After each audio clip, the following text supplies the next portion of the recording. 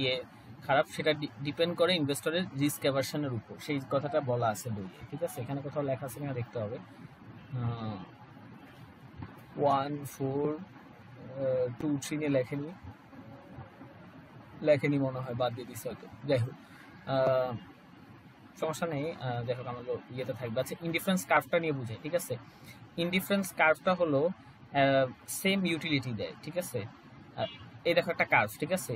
এই কার্ভে যদি আমি ধরো দুইটা পয়েন্ট পিক করলাম, এই যে এই লাইন দুইটা, ঠিক আছে? এটা বাদ দাও, এটা ভুলে যাও, ওইটা মেইন বিষয় না এখন, ঠিক আছে? এই একটা পয়েন্ট পিক করলাম, আর ধরো একটা পয়েন্ট এই কিউ, ঠিক আছে? এই একটা পয়েন্ট, ঠিক আছে? তো এই বরাবর আমার আসতেছে রিস্ক, তাহলে আমার এতটুকু রিস্ক, ঠিক আছে? আমি যদি হিসাব করি আমার এতটুকু হলো আমার রিস্ক, ঠিক আছে? এখান থেকে এই ডিস্টেন্সটা, এই ডিস্টেন্সটা আমার রিস্ক, ঠিক আছে?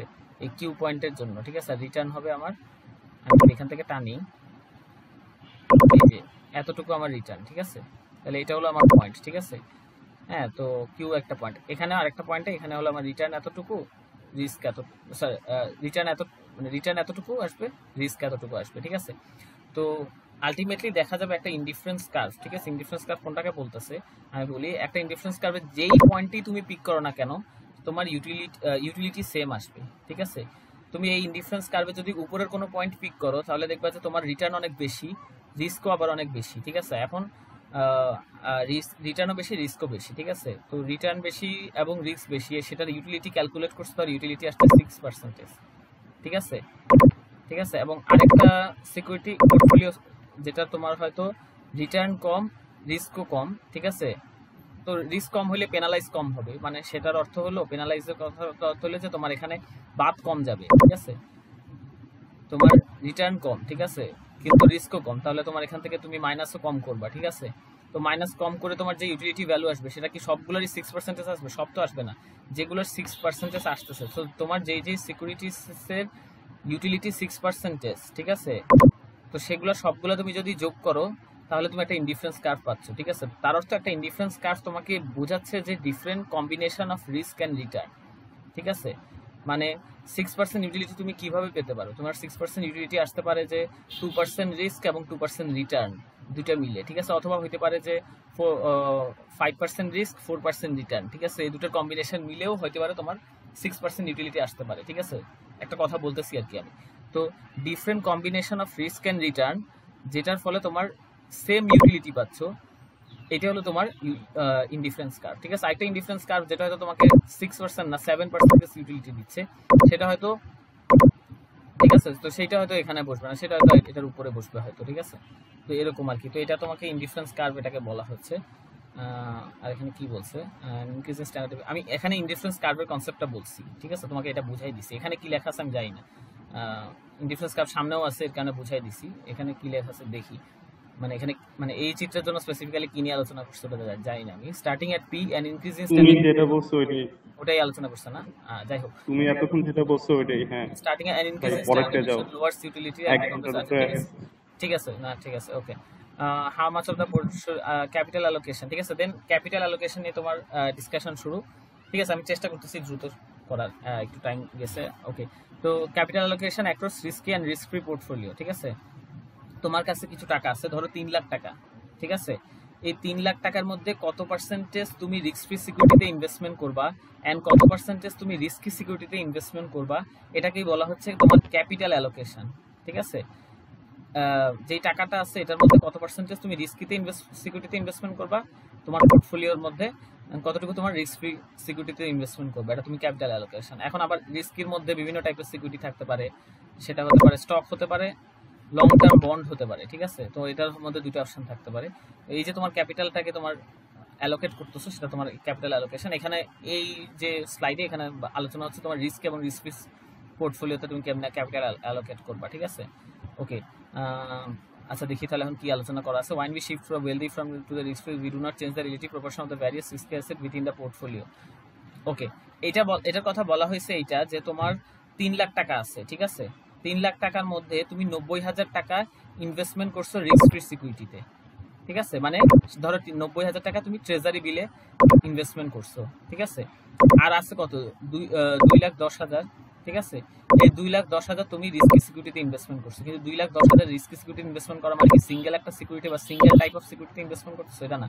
ঠিক আছে, তোমাদের চিন্তা করো long term bond risky security, stock ও রিস্কি সিকিউরিটি, হ্যাঁ দুটার মধ্যে স্টক বেশি রিস্কি, বাট দুইটাই কিন্তু রিস্কি সিকিউরিটি, কোনটাই রিস্ক ফ্রি না। তো এই 2,10,000 এর মধ্যে ধরো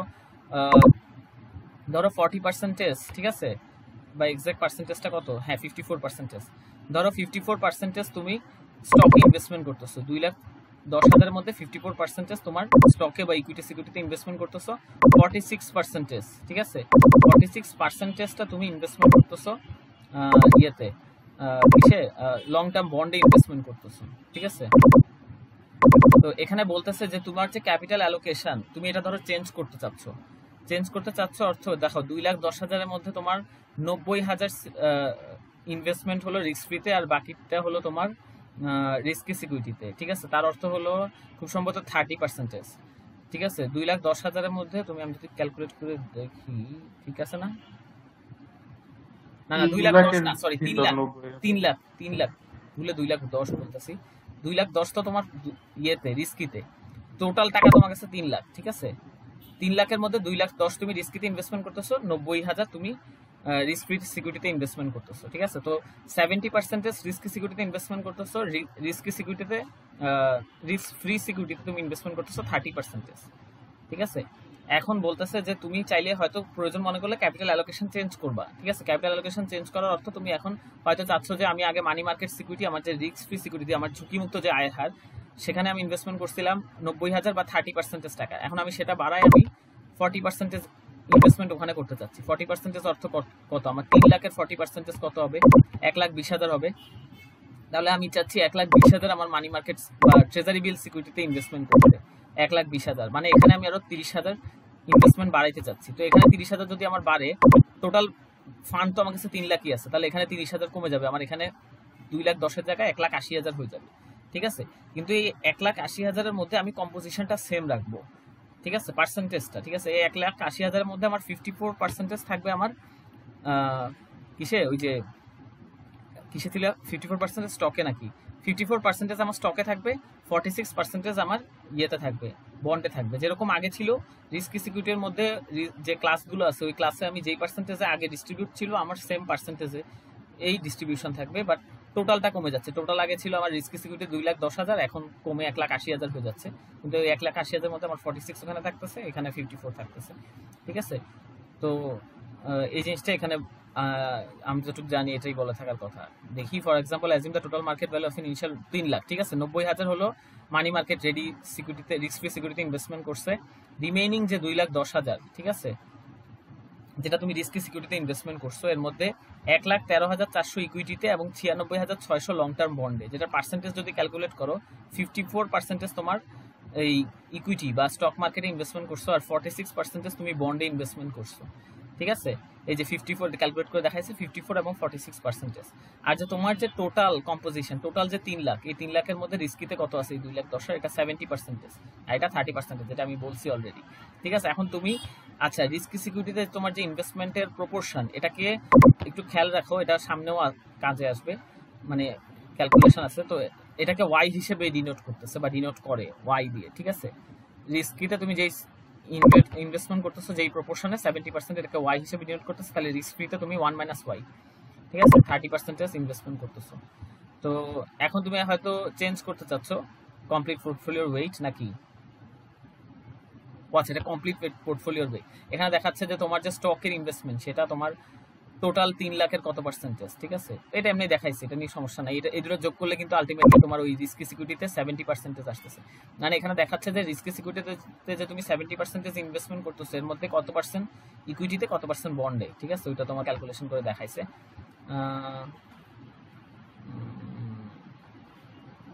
না এখানে ইম্পর্টেন্ট আমি কিছু লেখেনি। ট্রেজারি বিল বলছে রিস্কি সিকিউরিটি, এটা খুব একটা ফ্লাকচুয়েট করে না স্টক মার্কেট রিটার্নের সাথে, কারণ এর কারণ হলো ট্রেজারি বিল অনেক শর্ট টার্ম, ঠিক আছে। ট্রেজারি বিল একদম 3 মাস 6 মাস এরকম হয়, সর্বোচ্চ 1 বছর। সো এর কারণে এটার রিস্ক ফ্রি হিসেবে ধরা হয়, ঠিক আছে, কারণ এটা ইন্টারেস্ট রেট রিস্ক নাই যেহেতু অনেক শর্ট টার্ম।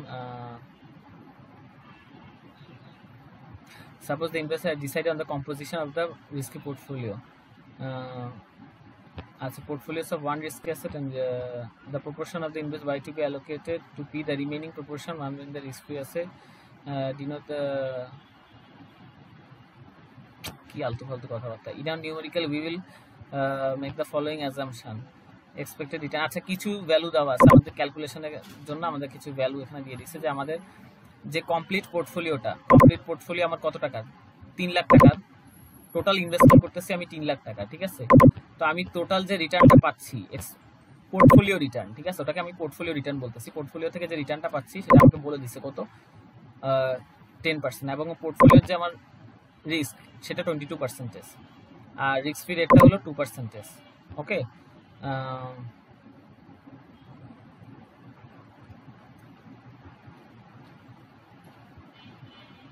ওকে, এখন তাহলে বোঝার চেষ্টা করো, সি দিয়ে বোঝাচ্ছে কমপ্লিট, ঠিক আছে। তাহলে complete portfolio return on complete পোর্টফোলিওকে আরসি হিসেবে ডিনোট করতেছে। আমার কমপ্লিট পোর্টফোলিও রিটার্ন হবে, এই ওয়াইটা কি, এই ওয়াই হলো আমি কত পার্সেন্টেজ সিকিউরিটি কত পার্সেন্টেজ ইনভেস্টমেন্ট আমি করতেছি আমার রিস্ক ফ্রি সিকিউরিটিতে, সরি রিস্কিতে, সেটা ছিল 70%, রিস্কি 0.7, ঠিক আছে, 0.7, ঠিক আছে, এটা হবে আমার 0.7, আর 1 মাইনাস ওয়াই হবে আমার 0.3, ঠিক আছে। তো আমার যে কমপ্লিট পোর্টফোলিও রিটার্ন আমি এটা কেমনে পাবো, আমার 70% রিটার্ন নিব আমি কিসের, রিস্কি পোর্টফোলিও রিটার্নকে 70% দিয়ে গুণ দিব, এবং রিস্ক ফ্রি পোর্টফোলিও রিটার্নকে আমি 30% দিয়ে গুণ দিব। এর কারণ কি, কারণ 30% ইনভেস্টমেন্ট আমি রিস্ক ফ্রিতে করছি, 70% ইনভেস্টমেন্ট আমি রিস্কিতে করছি, ঠিক আছে। তো রিস্কি পোর্টফোলিও যে রিটার্ন এটা আরপি, আর আরএফ হলো রিস্ক ফ্রি পোর্টফোলিও রিটার্ন, ঠিক আছে। তো এটা ফর্মুলা হিসেবে লিখছে, ঠিক আছে। হ্যাঁ, এটা এই জিনিসটাই এখানে এটা। তো প্রথম আর দ্বিতীয় লাইন এই দুই লাইন সেম, ঠিক আছে। এটাকে রিঅ্যারেঞ্জ করছে, ইকুয়েশনকে রিঅ্যারেঞ্জ বলতে এটা গুণ দিছে, ঠিক আছে, সমস্যা নাই এটা। দেন হলো গুণ দিয়ে এদিক সেদিক করছে, ঠিক আছে। এটা গুণ দিয়ে পরে কমন নিছে, ওয়াই কমন নিছে, আগে আরএফ দিয়ে গুণ দিছে, তারপর যে ভ্যালু আছে ওখানে দুইটা ভ্যালু থেকে ওয়াই কমন নিছে, আরএফ কে এদিকে সরায়া বাকি দুইটা ভ্যালু থেকে। আচ্ছা, ঠিক আছে। তো আমাদের যে এটাকে রিঅ্যারেঞ্জ করে যেটা পাইছে আমার রিস্ক ফ্রি রেট, ঠিক আছে, এই ফর্মুলাটাকে রিঅ্যারেঞ্জ করছে। রিস্ক ফ্রি রেটের সাথে আমি গুণ দিব, রিস্ক ফ্রি রেট আমার কত বলছে 2%, আর যে আমার রিটার্নটা রিস্কি পোর্টফোলিও রিটার্ন আমাকে কত বলছে 10%, ঠিক আছে। এই 10% আমি এখানে বসাইলাম, 10% থেকে আমার রিস্ক ফ্রি রেট 2% আমি বাদ দিব, ঠিক আছে। আচ্ছা, আমি এটা বের করতেছি আমার কমপ্লিট পোর্টফোলিও রিটার্ন, এই যে 3 লাখ টাকা আমি ইনভেস্টমেন্ট করছি, 3 লাখের রিটার্নটা আমি হিসাব করতেছি, আর এটা ওয়াই দিয়ে গুণ যাবে, ঠিক আছে। এই লেখছে ইকুয়েশন, এই যে দেখছো শুরু করছে ইকুয়েশন লেখা, এখান থেকে আরো ইকুয়েশন বানাবে ওরা, ঠিক আছে। দরকার হলে বাকিটুকু আরেকদিন নিব, দেখি আগে পড়াই আছে কতটুকু পড়াইতে পারি, যদি বেশি কনফিউজিং লাগে সমস্যা নেই। 2 + y × 10 - 2, ঠিক আছে। এতটুকুই রেখে দিছে, কারণ পরে অন্য ক্যালকুলেশন দেখাবে, ঠিক আছে। তো এতটুকু রেখে দিছে, আমি মানে y এর বিভিন্ন ভ্যালুর জন্য ক্যালকুলেশন তোমাকে মনে হয় দেখাবে, আমার যতটুকু দেখতে পারবো। আচ্ছা, এখন আমরা কমপ্লিট পোর্টফোলিও রিটার্ন, ঠিক আছে, কমপ্লিট পোর্টফোলিও রিটার্ন আমরা দেখতে পাচ্ছি যে কি, আমার এই যে রিস্ক ফ্রি রেটের সাথে আমি কথা হইলো শাখা, হ্যাঁ বলো, মানে ওয়াই তো আমার বলো মানে আলটিমেটলি দাঁড়াও চিন্তা করতেছি, আলটিমেটলি লাস্ট লাইনে তো আমার শুধুমাত্র ওই যে 0.7 থেকে যেতেছে, 0.7 কেন? আচ্ছা না, হ্যাঁ, ক্যালকুলেশন করলে একটা ভ্যালু আসবে, ওরা ক্যালকুলেশন দেখাচ্ছে না, কারণ ওখানে ওরা y এর বিভিন্ন ভ্যালুর জন্য মান কত আসে ওটা দেখাবে, কারণ শুধু y রেখে দিছে। y-টাকে কেন ইনট্যাক্ট রেখে দিছে, কারণ y তো 0.7, হ্যাঁ y এর মান 0.7, এটা এখানে বসাইনি কেন, এখন তো ওরা কমন নিয়া ভিতরে মাইনাস করছে, তো ওই কারণে মিলা গেছে। হ্যাঁ, বুঝতে পারছি, হইছে না। আমি বলতেছি এই ইকুয়েশন থেকে তো একটা রেজাল্ট পেতে পারতো, ঠিক আছে। এখানে যদি y এর মান 0.7 বসাই দিত তাহলে একটা রেজাল্ট পেতে পারতো, ওই রেজাল্ট পর্যন্ত ওরা যায়নি। এর কারণ হলো y এর বিভিন্ন ভ্যালুর জন্য মান কত আসে একটা জিনিস দেখাবে, ঠিক আছে। এর কারণে এটা এতটুকু পর্যন্তই রেখে দিচ্ছে, ঠিক আছে। মানে ওরা কিছু জিনিস দেখাইতে চাচ্ছে এর কারণে। বাট তুমি নর্মাল ক্যালকুলেশন করতে চাচ্ছ, কোন একটা কমপ্লিট পোর্টফোলিও রিটার্ন বের করতে চাচ্ছ, তো তুমি এটা দিয়েও ইউজ করতে পারো, অথবা এটা এই ফর্মুলা ইউজ করলেও চলবে, একই কথা, ঠিক আছে। কথা হলো নিচের এই লাল লাইন, এটা কি? আচ্ছা, এটা হলো কমপ্লিট পোর্টফোলিও রিটার্ন ছিল, হ্যাঁ বলতেছি, এটা কমপ্লিট পোর্টফোলিও রিটার্ন ছিল। এইটা হলো তোমার কমপ্লিট পোর্টফোলিও রিস্ক, ঠিক আছে, বা স্ট্যান্ডার্ড ডেভিয়েশন, ঠিক আছে। তো তোমার যে 3 লাখ টাকা ইনভেস্টমেন্ট করছো, পুরো পোর্টফোলিওর উপর তোমার কি পরিমাণ রিস্ক আছে, ঠিক আছে। তো এটা হলো তোমার যে পোর্টফোলিওর যে এমনি রিস্কটা ছিল, রিস্কি পোর্টফোলিওর রিস্কটা, রিস্ক ফ্রি পোর্টফোলিওতে তো কোনো রিস্কই নাই। রিস্কি পোর্টফোলিওর যে রিস্কটা ছিল ওটাকে গুণ দিবা ওই রিস্কি পোর্টফোলিও প্রপোর্শন দিয়ে। যদি তুমি তোমার 3 লাখের মধ্যে 2 লাখ 10 রিস্ক ফ্রি এবং বুঝছি বুঝছি। তো রিস্কি পোর্টফোলিও যেটা ঝুঁকি আলা পোর্টফোলিও, ওটাতেই তো তোমার স্ট্যান্ডার্ড ডেভিয়েশন হবে। যেটা রিস্ক ফ্রি সেটা তো কোনো স্ট্যান্ডার্ড ডেভিয়েশনই নাই। তো এটা রিস্কি পোর্টফোলিও, ওই পোর্টফোলিওর স্ট্যান্ডার্ড ডেভিয়েশনকে আমি ওই পোর্টফোলিওতে যে পরিমাণ ইনভেস্টমেন্ট করছি ওই প্রপোর্শন দিয়ে গুণ দিব ওয়াই দিয়ে। ঠিক আছে, তাহলে 22 ওয়াই আসতেছে। আমার স্ট্যান্ডার্ড ডেভিয়েশন বলে দিছিল রিস্কিটার 22%। হয়তো এখানে ক্লিয়ার করে বলেনি, বাট এগুলো হলো তোমার স্ট্যান্ডার্ড রিস্কি পোর্টফোলিওর ভ্যালু। ঠিক আছে, এই দুইটা। তো 22 ইন্টু ওয়াই, ঠিক আছে, ওয়াই এর ভ্যালু এখানেও লেখেনি। ঠিক আছে, now we can plot the characteristic of the complete portfolio in the expected return standard deviation plane। ঠিক আছে, এই যে expected return standard deviation। ঠিক আছে, এখন তুমি দেখো, এখন আমরা এখানে দেখো আমার এক্সপেক্টেড এই যে সিকিউরিটিটা এখানে দেখো আমার এক্সপেক্টেড রিটার্ন কত ছিল, 10% এক্সপেক্টেড এটা আগে শুধু রিস্কিটার আগে বসাচ্ছে মনে হয়। 10% ছিল আর স্ট্যান্ডার্ড ডেভিয়েশন ছিল 22%। ঠিক আছে, এই যে আমার 10, এই যে আমার 22। ঠিক আছে, এই দুইটা পয়েন্টকে আমি যদি যোগ করি আমি পি পাচ্ছি। ঠিক আছে, পি আমি পাচ্ছি ভ্যালু। এটা হলো আমার কি, এটা হলো আমার রিস্কি পোর্টফোলিওটার এই পয়েন্টটা আসতেছে। ঠিক আছে, আর যদি রিস্ক ফ্রি এর কথা চিন্তা করি, রিস্ক ফ্রি এর আমার রিটার্ন হলো 2%, রিস্ক হলো আমার 0, তাহলে এই পয়েন্ট আসতেছে, রিস্কি পোর্টফোলিওর পয়েন্টটা আসতেছে এটা। ঠিক আছে,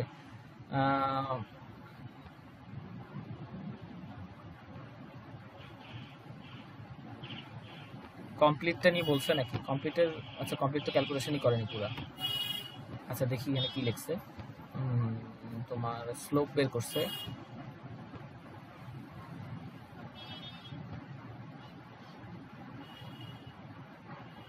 RF sigma RP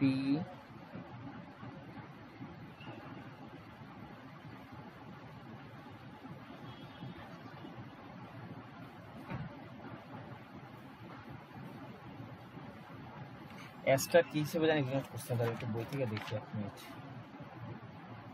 এস লেখছে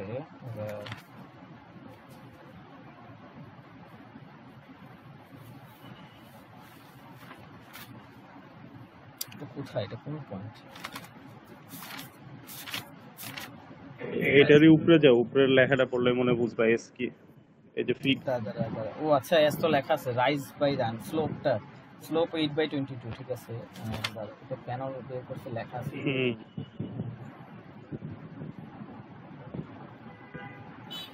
সেখানে একটা ফর্মুলা মনে হয় ইউজ করছে। একটু দাঁড়া এক মিনিট, আমি ঠিক করছি। সিগমা ফর্মুলা তো এই যে সিম্পল, তোমার রাইজ বাই রান যেটা ওইটাই, এর তো ফর্মুলা না কিছু, তো ম্যাথই করছি আমরা, বিজনেস ম্যাথ, সিগমা মানে লম্ব বাই ভূমি আর কি।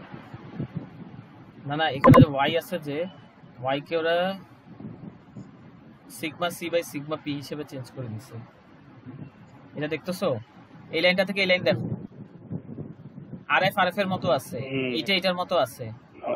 ওই খালি এস এর লাইনটা বুঝছে, ওয়াই কে চেঞ্জ, ওয়াই এর জায়গায় কি চলে আসছে, sigma C by sigma P, তাই না? আমার ওটা মনে হচ্ছে।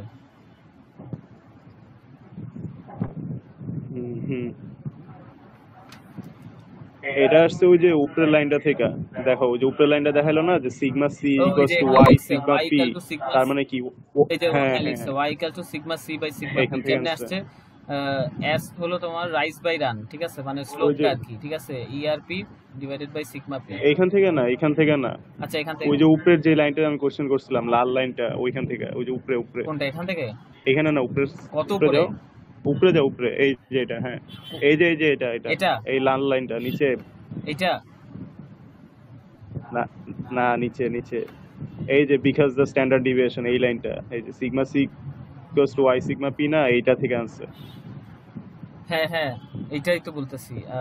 না না দাঁড়াও, হ্যাঁ sigma C equals to Y sigma P.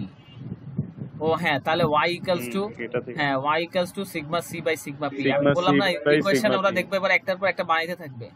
তো আমি জানি না ওই জিনিসগুলো এত কমপ্লেক্স কেন করছে, সামনে দেখবো আরো করতেছে, রিয়ারেঞ্জ করতেই থাকে কন্টিনিউয়াসলি। এই চ্যাপ্টারে দেখলাম। আচ্ছা ঠিক আছে, sigma C equals to Y sigma P. তো এটাকে আমরা যেটা দেখলাম যে কমপ্লিট পোর্টফোলিওর যে স্ট্যান্ডার্ড ডেভিয়েশন বা রিস্ক, সেটা হলো আমার নিজস্ব পোর্টফোলিওর রিস্ককে আমি যখন ওয়াই এর প্রপোর্শন দিয়ে গুণ দিব তখন আমার কমপ্লিট পোর্টফোলিওর রিস্ক চলে আসবে। তো এখন ওয়াই সমান কি, কমপ্লিট পোর্টফোলিওর রিস্ক বাই নিজস্ব পোর্টফোলিওর স্ট্যান্ডার্ড ডেভিয়েশনটা। ঠিক আছে, তো এটাকে এখানে আবার প্লাগ ইন করছে, এই ভ্যালুকে এখানে প্লাগ ইন করছে করে এই ফর্মুলাটা পাইছে। ঠিক আছে, তো এখানে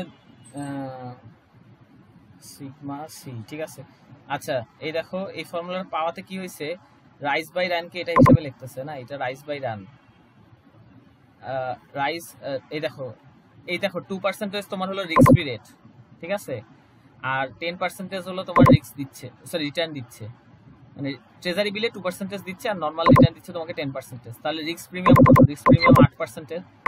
এই যে এই এতটুকু ডিফারেন্স হলো 8। ঠিক আছে, এই 8টা হলো তোমার লম্বের উচ্চতা, আর ভূমির উচ্চতা হলো এখানে তোমার 22।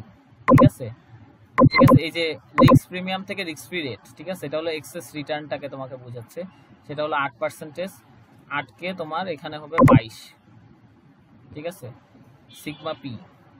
ঠিক আছে, এটা হলো তোমাকে এখানে মান বসাইছি, এখানে অনেক কিছু এলিমিনেট করে দিছে, দেওয়া আছে বইয়ে দেওয়া আছে। যাই হোক, আগেও দেখলাম আমি, এখন বই খুলে দেখছি কয়েকটা জিনিস বাদ দিয়ে দিছে স্লাইডে। এখানে পরে আছে নাকি, না পরে নাই, বইয়ে লেখা আছে একটা ভ্যালুতে দেখছে। আচ্ছা বইয়ে যেহেতু নাই, আমি আপাতত স্লাইডে যেহেতু নাই আপাতত বলতেছি না। এটা আপাতত চুপি খেয়াল রাখো, আমার নোট দেখে নিও পরে, বা দেখতে চাইলে দেখাতে পারবো, বই আছে পিডিএফ। মান বসাইছে পরে আর কি, মান বসাইছে কেন বাদ দাও, ওটা দিলে অত ইম্পর্টেন্ট না, পরের আলোচনায় আসি, বা চাইলে আমি বুঝে দিতে পারবো, সেক্ষেত্রে বললে আমি দেখাই দিতে পারবো। Portfolios of one risky asset and risk free asset. যাই হোক, আগে এটা একটু শেষ করি। তোমার এটা capital asset line, capital allocation line বলতেছে। তো এখানে তোমার এই যে এটা হলো সেই এটা কেন বের করছিল, আচ্ছা কেমনে আসছে একটু তো আমরা বুঝছি, যেহেতু তারপর আর কিছু করে নাই, তাহলে বাদ দাও। হ্যাঁ ওটা কি করছে, খেলা আসছে, বুঝতে পারছি, ওখানে অনেক আলোচনা লেখছে আর কি, ওগুলো দেখালে বই থেকে দেখতে হবে। খেলা আসছে আমি দেখছি, না না দরকার নেই, দরকার নেই, দরকার ওগুলো নেই, বাদ দিয়ে বাদ দিছি, দাও। এখানে স্লাইডে স্লাইডে বাদ দিয়ে যা দিছি, আছে ওইটি বই থেকে আছে আমার। খেলা আসছে নিচে আমি পয়েন্টগুলো দেখছি, বুঝতে পারছি, ওটা নিয়ে আরো বিভিন্ন অ্যানালাইসিস অলরেডি পরে পরে আরো বিভিন্ন অ্যানালাইসিস করছে, দাগানো আছে, এখন বুঝছি কেন ওটা বের করছে। আমার পাশে বই খোলা আছে তো ওটা দেখে বলতেছি আর কি। যাই হোক, আচ্ছা portfolios of one risky asset and risk, আচ্ছা ওটা যতটুকু পড়াইছি অতটুকুই থাকা আপাতত। Portfolios of one risky asset and risk free asset, হ্যাঁ ওটার একটু পোর্টফোলিও কথা বলতেছে, একটা রিস্কি অ্যাসেট একটা risk free asset. The straight line originating at RF and going through the point level P call the capital allocation line. যে লাইনটা দেখাইছে এটাকে ক্যাপিটাল অ্যালোকেশন লাইন হিসেবে বলা হচ্ছে, and ডিপিক্টস all the available risk return combination. ঠিক আছে, the slope of the CL denoted as capital S হিসেবে ডিনোট করা হচ্ছে, equals the increase in the expected return of the complete portfolio per unit of additional standard deviation, in other words incremental, সোজা কথা incremental return পার incremental risk. এটার স্লোপটা বোঝানো হচ্ছে যে risk যদি আমি বাড়াই তাহলে ওটার বিনিময়ে কত পার্সেন্ট রিটার্ন আমার বাড়তেছে। ঠিক আছে, এই স্লোপ এই যে 8/22। ঠিক আছে, রিস্কের অ্যাডিশনের ফলে রিটার্ন কি পরিমাণ অ্যাডিশন হচ্ছে, 2% তো আমার অটো ওই পাচ্ছি, রিস্কের কারণে বাড়তেছে না, 2% আমি এমনি পাচ্ছি। ঠিক আছে, এই 2 থেকে বাড়তেছে 10%। এটা তো সিআইডি তেও পড়ছিলাম আমরা না, এই যে ক্যাপিটাল অ্যালোকেশন লাইন সিআইডি তো মনে হয় কি স্যার পড়েছিল, আমার মনে হয় ওটা সিএমএল মনে হয়, আর কি জানি বলে না না ক্যাপিটাল অ্যালোকেশন লাইন এটাই ছিল। আচ্ছা বাদ দাও, যা আছে পড়া। সিএমএল ছিল মনে হয়। যাই হোক, ক্যাপিটাল মার্কেট লাইন না কি জানি একটা ছিল। যাই হোক, ওকে, এখানে বলতেছে ইনক্রিমেন্টাল রিটার্ন পার ইনক্রিমেন্টাল রিস্ক। এই ধরো তোমার রিস্ক 0 ছিল, 0 জায়গায় এখন 22% হয়ে গেল। ঠিক আছে, এই যে 22% রিস্ক বাড়ছে, এটার বিনিময়ে তোমার যখন রিস্ক 0 ছিল তখন রিটার্ন কত ছিল, 2%। তো 22% রিস্ক বাড়ার ফলে রিটার্ন 2 থেকে বেড়ে 10% হচ্ছে। ঠিক আছে, তাহলে 8/22 এটা হলো তোমার স্লোপ। ঠিক আছে, এটা তোমাকে এস দ্বারা কি বোঝানো হচ্ছে, ইনক্রিমেন্টাল রিটার্ন পার ইনক্রিমেন্টাল রিস্ক। ঠিক আছে, তো এটা দিয়ে তুমি এখন কি বুঝতে পারো, এটা দিয়ে শার্প রেশিওটাও এটাই বোঝায়। ঠিক আছে, আমি শার্প রেশিও নিয়ে চ্যাপ্টার 5 এ বলছিলাম যে excess return divided by risk, যেটা পোর্টফোলিও পারফরম্যান্স মেজার করতে হেল্প করে, এক্সেস রিটার্ন। তো এখানে এক্সেস রিটার্ন কত, এক্সেস রিটার্ন মানে রিস্ক প্রিমিয়ামটা 8% হলো রিস্ক প্রিমিয়াম, আর তোমার রিস্ক হলো 22%। 8/22 এটা যেটাকে আমরা স্লোপ বলতেছি, এটা কিন্তু শার্প রেশিও। ঠিক আছে, যেটা উইলিয়াম শার্প ইনভেস্টমেন্ট বলছে, রিওয়ার্ড টু ভলাটিলিটি রেশিও বলতেছে এটাকে।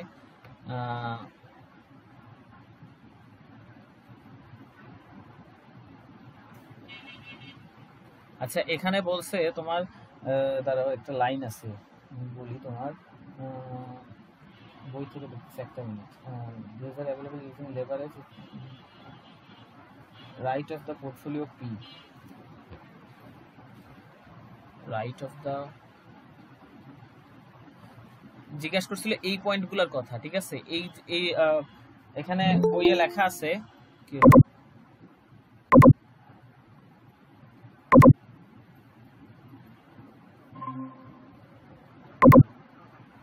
ওকে বইয়ে লেখা আছে তোমার ইয়ে আমি বলতেছি তোমার what about points on the CAL to the right of portfolio P portfolio P এর এই যে এই পয়েন্টের যে ডানের যে পয়েন্ট এখানের এই লাইন এই CAL লাইনের পি এর ডানের যেই পয়েন্ট আছে এখানের কোনো একটা পয়েন্ট ঠিক আছে এগুলোতে কখন আসতে পারে ঠিক আছে এটা নিয়ে তোমার বইয়ে কোশ্চেন করছে দেন বলছে যে these are available using leverage if investors can borrow at the risk free rate সমান 2% and invest the borrowed fund in portfolio P এটার কথাটার অর্থ হলো যে তোমার কাছে 3 লাখ টাকা ফান্ড ছিল এই 3 লাখ দিয়ে ইনভেস্টমেন্ট করতেছো ঠিক আছে এখানে বলছে যে তুমি 3 লাখ দিয়ে ইনভেস্টমেন্ট তোমার কাছে ফান্ড 3 লাখ আছে বাট তুমি 3 লাখের বেশি ইনভেস্টমেন্ট করতেছো যদি এরকম হয় কেমনে ধরো 1,20,000 টাকা তুমি লোন হিসেবে নিচ্ছ নিয়ে 4,20,000 ইনভেস্টমেন্ট করতেছো এবং এই 1,20,000 যে লোন হিসেবে নিচ্ছ সেটা রিস্ক ফ্রি রেটে নিচ্ছ ঠিক আছে 2% রিস্ক ফ্রি রেটে 1,20,000 লোন নিয়ে টোটাল 4,20,000 টাকা তুমি ইনভেস্টমেন্ট করতেছো ঠিক আছে এই কথা বলছে মানে যে লোনটা নিচ্ছ সেটা তোমার রিস্ক ফ্রি রেটে যদি নিয়ে থাকো তখন তুমি এটা অ্যাচিভ করা পসিবল ঠিক আছে তো এটার এক্সাম্পল এখানে দেওয়া আছে সেটাকে লেভারেজ নিয়ে সেটাকে লেভারেজ হিসেবে বলতেছিল তো suppose the investment budget is 3 lakh যেটা বলছি and our investor borrows an additional 1,20,000 ঠিক আছে in the risky asset so this is a levered position in the risky asset ঠিক আছে তো 1,20,000 বড় করাতে আমার 4,20,000 হয়ে যাচ্ছে ঠিক আছে এবং আমি 3 লাখ ইনভেস্টমেন্ট করতেছি এবং 4,20,000 রিটার্ন পাচ্ছি 3 লাখ ইনভেস্টমেন্ট করে 4,20,000 সরি ওয়াই এর ভ্যালু বলতেছে ঠিক আছে একটা মিনিট ওয়াই হলো আমার হ্যাঁ খেলা আসছে ওয়াই হলো টোটাল না উল্টা না এটা ঠিক আছে ওয়াই হলো আমার টোটাল ফান্ডের মধ্যে রিস্কি অ্যাসেটে ইনভেস্টমেন্টের প্রপোর্শন তাই না তাহলে নিচে কি আমার টোটাল ফান্ডের ভ্যালু টোটাল ফান্ড আমার 3 লাখ যেটা আমার আছে কিন্তু আমি ইনভেস্টমেন্ট করতেছি 4,20,000 এর কারণে ওয়াই এর ভ্যালু 1 কেও ছাড়া যাচ্ছে এটা হচ্ছে তোমার 1.4 হচ্ছে কিন্তু এই ওয়াইটা না আমরা পড়ছিলাম যে রিস্কি পোরশনে আমরা কতটুকু ইনভেস্ট করছি এটা হ্যাঁ এটা পড়ছিলাম তাইলে তো তোমার 1,20,000 যে আমরা নিছি এটা তো যোগ হবে 2,10,000 এর সাথে তাহলে তো হয় 3,30,000 4,20,000 investing the total available fund in the risky asset এখন তুমি ধরো এখন পুরোটাই সে রিস্কিতে ইনভেস্টমেন্ট করে দিচ্ছে মানে ওই সিচুয়েশন ধরে কই বলছে এই যে investing the total available funds in the risky asset suppose বলছে তো সাপোজ তোমার কাছে 3 লাখ আছে তোমার কাছে 3 লাখ অলরেডি আছে এর সাথে কনসিস্টেন্ট রাখতো ওরা এখন एग्जांपल প্রথম কেসটার সাথে কনসিস্টেন্ট রাখলে ভালো বুঝতাম হ্যাঁ তোমার কাছে আচ্ছা তোমার কাছে 3 লাখ অলরেডি আছে আরো 1,20,000 লোন নিছো নিয়ে 4,20,000 টাকা রিস্কি অ্যাসেটে ইনভেস্টমেন্ট করে দিছো ঠিক আছে রিস্কি অ্যাসেটে ইনভেস্ট করা অর্থ রিস্ক ফ্রি না তার মধ্যে একটা রিস্ক আছে সিম্পল তো এই 4,20,000 ইনভেস্টমেন্ট করছো 3 লাখ ছিল তোমার কাছে টাকা তো তোমার 1.4 তোমাকে দিচ্ছে ওয়াই এর আর 1 মাইনাস ওয়াই যেটা ঠিক আছে সেটার ভ্যালু আসবে তোমার নেগেটিভে চলে আসছে -0.4 আসবে ঠিক আছে reflecting a short position in the risk free asset rather than lending at 2% the investor borrows at 2% rate মানে কি আমার তো এইবার তো তাহলে কোনো রিস্ক ফ্রিতে তো কোনো ইনভেস্টমেন্ট নাই আমার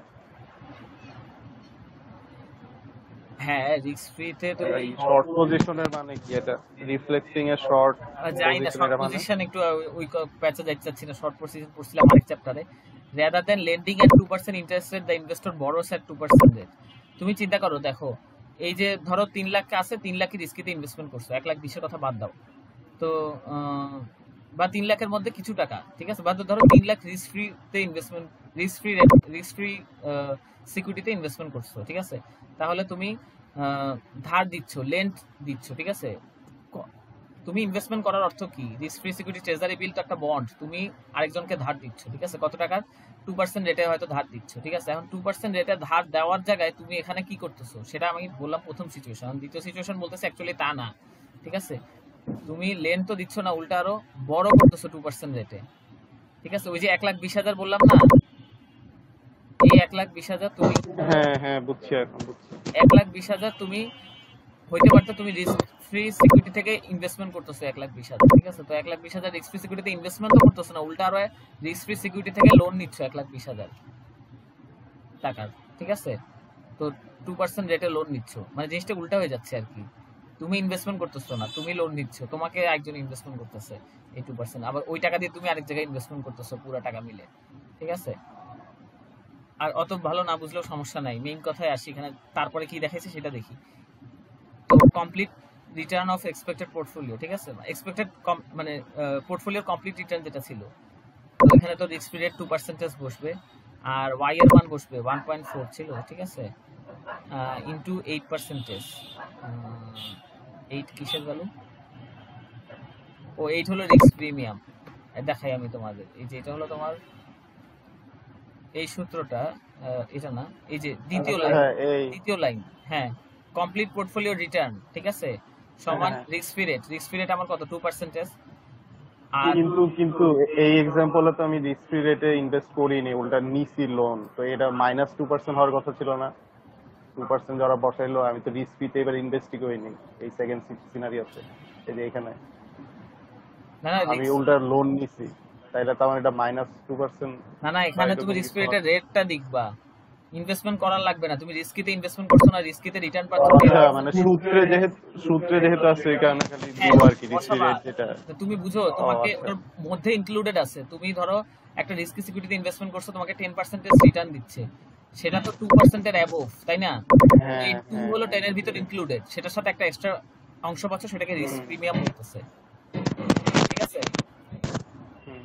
তো এই সূত্রই এখানে, এই সূত্র এখানে হলো আরএফ হলো রিস্ক ফ্রি রেট, আর আরপি মাইনাস আরএফ মানে এটা হলো রিস্ক প্রিমিয়াম। ওই 2% এর উপরে কত পার্সেন্টেজ দিচ্ছে সেটাকে গুণ দিবা ওয়াই দিয়ে, ঠিক আছে? তাহলে এখানে হলো তোমার 2% দিচ্ছে, 2 এর উপর কত দিচ্ছে? 10 - 2 8% দিচ্ছে, এটাকে ওয়াই দিয়ে গুণ দিবা। ওয়াই এর ভ্যালু কত? এখানে 1.4, ঠিক আছে? গুণ দিয়ে আসছে 30.2, আর তোমার সিগমা সি আসছে 30.8, ঠিক আছে? মানে এই যে যে জিনিসটা দেখা যাচ্ছে, তারা লেভারেজ নিচ্ছে, ঠিক আছে? লোন নিছে, লোন নিয়ে সেটা ইনভেস্টমেন্ট করছে, ঠিক আছে, রিস্কি সিকিউরিটিতে। এটা করার ফলে যেটা হয়েছে, তার রিটার্নও বেড়ে গেছে 13.2। রিটার্ন এখানে পুরো ক্যালকুলেশন দেখায়নি, বাট আমি খাতায় করে দেখছিলাম। রিটার্ন তোমার মনে হয় 7 পয়েন্ট কত জানি আসবে, আর রিস্কও তোমার অনেক বেড়ে গেছে, ঠিক আছে? কিন্তু ultimately excess return divided by risk, যেটাকে শার্প রেশিও বলতেছে 0.36, এটা সেম থাকতেছে, ঠিক আছে? এখন তুমি বলবা 0.66 যে সেম থাকতেছে, এটা কোথায় লেখা? উপরে তো কোথাও 0.66 নাই, এটা এখানে স্লাইডে বাদ দিয়ে দিছে, বইয়ে এক জায়গায় ক্যালকুলেশন দেখাইছে 0.66, ঠিক আছে? মানে এটা যদি তুমি আগের যে ভ্যালুটা ছিল, এই যে এটা শার্প রেশিও ক্যালকুলেট করে দেখো, তোমার 0.66 আসবে। এক্সেস রিটার্ন এখানে কত তোমার? 10 - 2 8 হবে উপরে। রিস্ক কত তোমার? রিস্ক বলছে, রিস্কের ভ্যালু 22 বলছে, 8/22, ঠিক আছে? এটা তোমার কত আসতেছে? 0.36 আসবে, ঠিক আছে? 0.36 আসবে ভ্যালু। আচ্ছা যাই হোক, লিখতেছি না, 0.36 আসবে ভ্যালু। এখন করছে কি, এটা তোমার লেভারেজ বাড়াইছে, ঠিক আছে? ওটা না করে তুমি আরো বেশি ইনভেস্টমেন্ট করতেছো, বাট তোমার কিন্তু আলটিমেটলি শার্প রেশিও সেমই থাকতেছে, ঠিক আছে? এটা কেন, এটা কোথাও লেখা আছে হয়তো বা। ও হ্যাঁ, খেয়াল আছে খুব সম্ভবত, না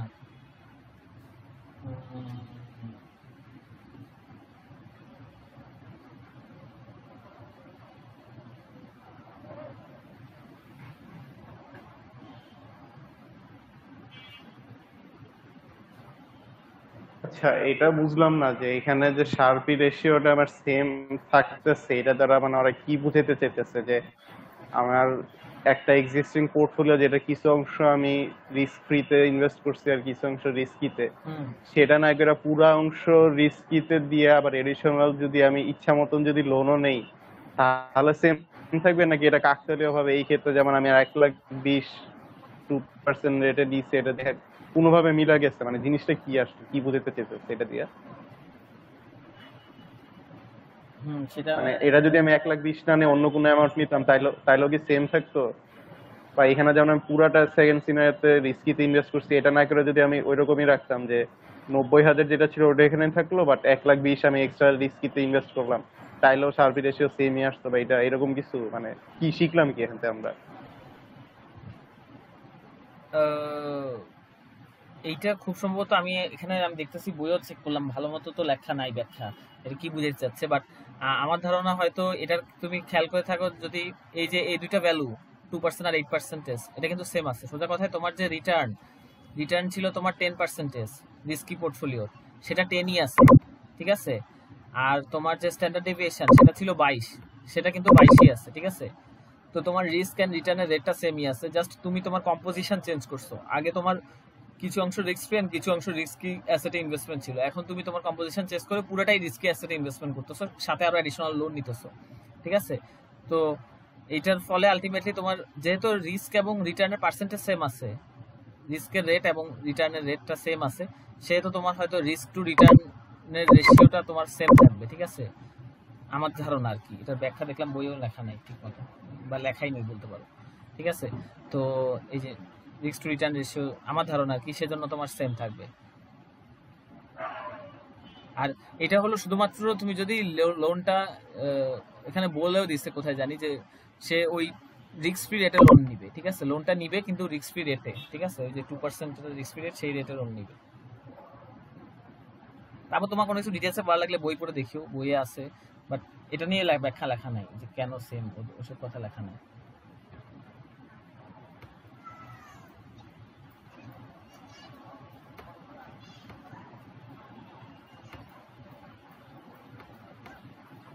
ওরে আল্লাহ, আজকে আর পড়বা?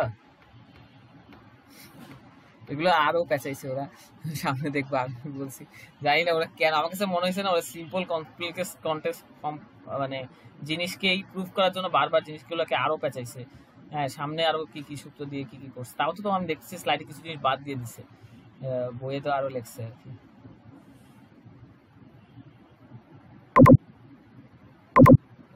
গ্রুপের একটা লিঙ্ক আছে, কেন বলতেছি আর কি। আর পড়বা নাকি?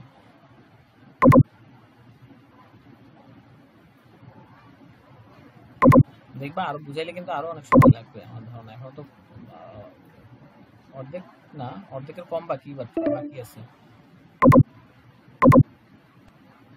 কিছু না বললে কেমনে বুঝবো বলো, পড়বো পড়বো না, চুপ করে থাকলে কেমনে বুঝতাম? হ্যাঁ কি?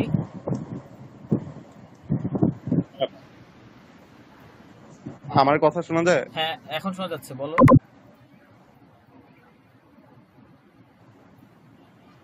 হ্যালো? হ্যাঁ শুনতেছি, বলো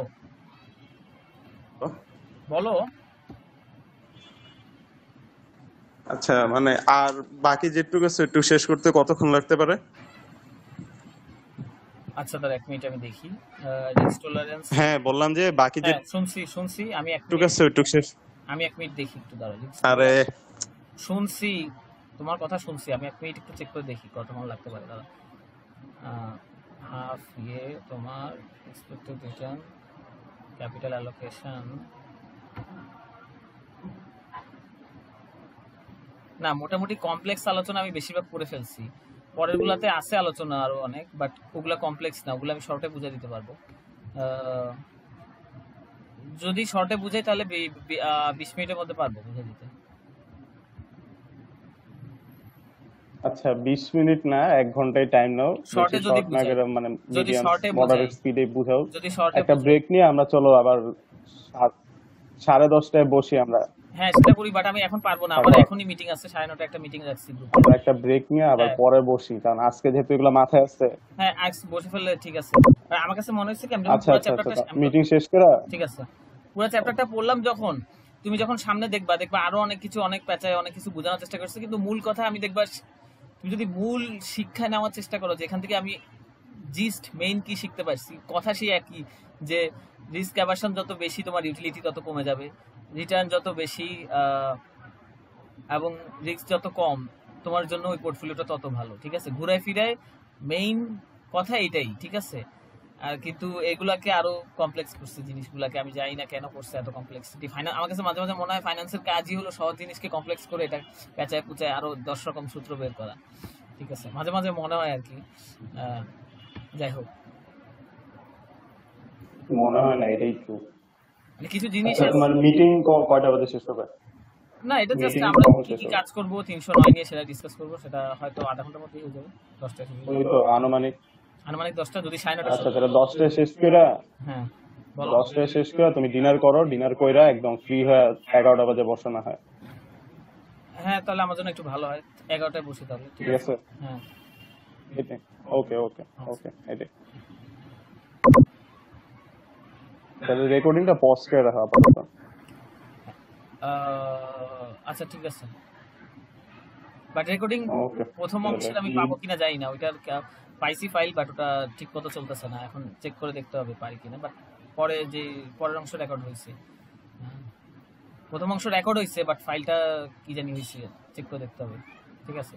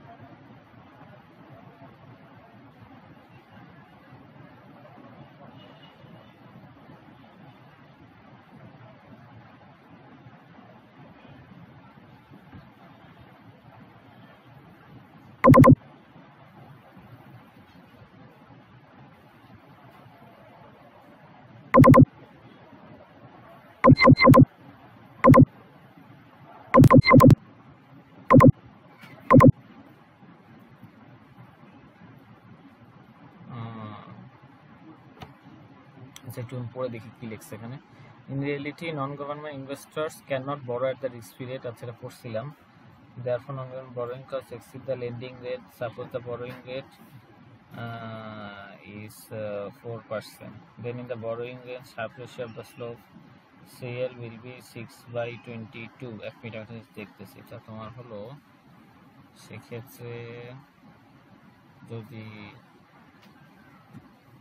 risk free rate 4%, n minus 4 6% by 22। ঠিক আছে। আচ্ছা, আমরা দেখতেছিলাম যে রিস্ক ফ্রি তোমার এই যে শার্প রেশিও সেম থাকে 0.36। ঠিক আছে। তো এটা আমি বলছিলাম যে এই যে 4,20,000 ইনভেস্টমেন্ট করতেছে, এর মধ্যে 1,20,000 সে লোন নিচ্ছে। ঠিক আছে, লোন নিয়ে ইনভেস্টমেন্ট করতেছে, ওই 1,20,000 সেই রেটে লোন নিচ্ছে যেটা রিস্ক ফ্রি রেট 2% রেটে। ঠিক আছে, কিন্তু লোন নেওয়ার অর্থ কি? সিকিউরিটি ইস্যু করা, সিকিউরিটি ইস্যু করে তুমি লোন নেওয়া। ঠিক আছে, তো তুমি রিস্ক ফ্রি রেটে সিকিউরিটি ইস্যু করবা। ঠিক আছে, মানে রিস্ক ফ্রি রেট কত? 2%। রিস্ক ফ্রি রেটে সিকিউরিটি ইস্যু করে লোন নিবা। ঠিক আছে, এটা আসলে অ্যাকচুয়ালি গভর্নমেন্ট ইনভেস্টর করতে পারে। নন গভর্নমেন্ট ইনভেস্টরের ফলে তোমার রিস্ক ফ্রি রেটে তুমি বড় করতে পারবা না। ঠিক আছে, ট্রেজারি বিলের রেটে যেটা আর কি। তো ট্রেজারি বিল তো গভর্নমেন্ট সিকিউরিটিজ, ওটা গভর্নমেন্ট ইনভেস্টর তোমার ওই রেটে বড় করতে পারবে। ঠিক আছে, তো সেক্ষেত্রে বলা হচ্ছে যে তুমি যে রেট 2%, ঠিক আছে, ওই 2%-এ লোন নিতে পারতেছো না, তোমার লোন নেওয়ার লাগতেছে 4%-এ। ঠিক আছে, যদি তোমার 4%-এ লোন নেওয়ার লাগে, সেক্ষেত্রে তুমি যখন ক্যালকুলেশন করবা তখন রিস্ক ফ্রি রেটকে 2% ধরবা না, রিস্ক ফ্রি রেটকে 4%-এ যেহেতু লোন নেওয়ার লাগছে তোমার 4% ধরে করবা। সেটা এখানে দেখাচ্ছে ঠিক। তো 4% ধরে করলে তোমার যেখানে রিস্ক প্রিমিয়াম 8% লেখছো, তুমি এটা কেমনে লেখছো? তুমি জানো যে তোমার 10% ছিল তোমার রিস্কি পোর্টফোলিও রিটার্ন। ঠিক আছে, সেখান থেকে রিস্ক ফ্রি 2% বাদ দিছো তুমি। ঠিক আছে, কিন্তু এখন যেহেতু রিস্ক ফ্রি তোমার 4%, তো তুমি 4% বাদ দিবা, তাহলে তোমার রিস্ক প্রিমিয়াম বা এক্সেস রিটার্ন এখন থাকতেছে 6% থাকবে।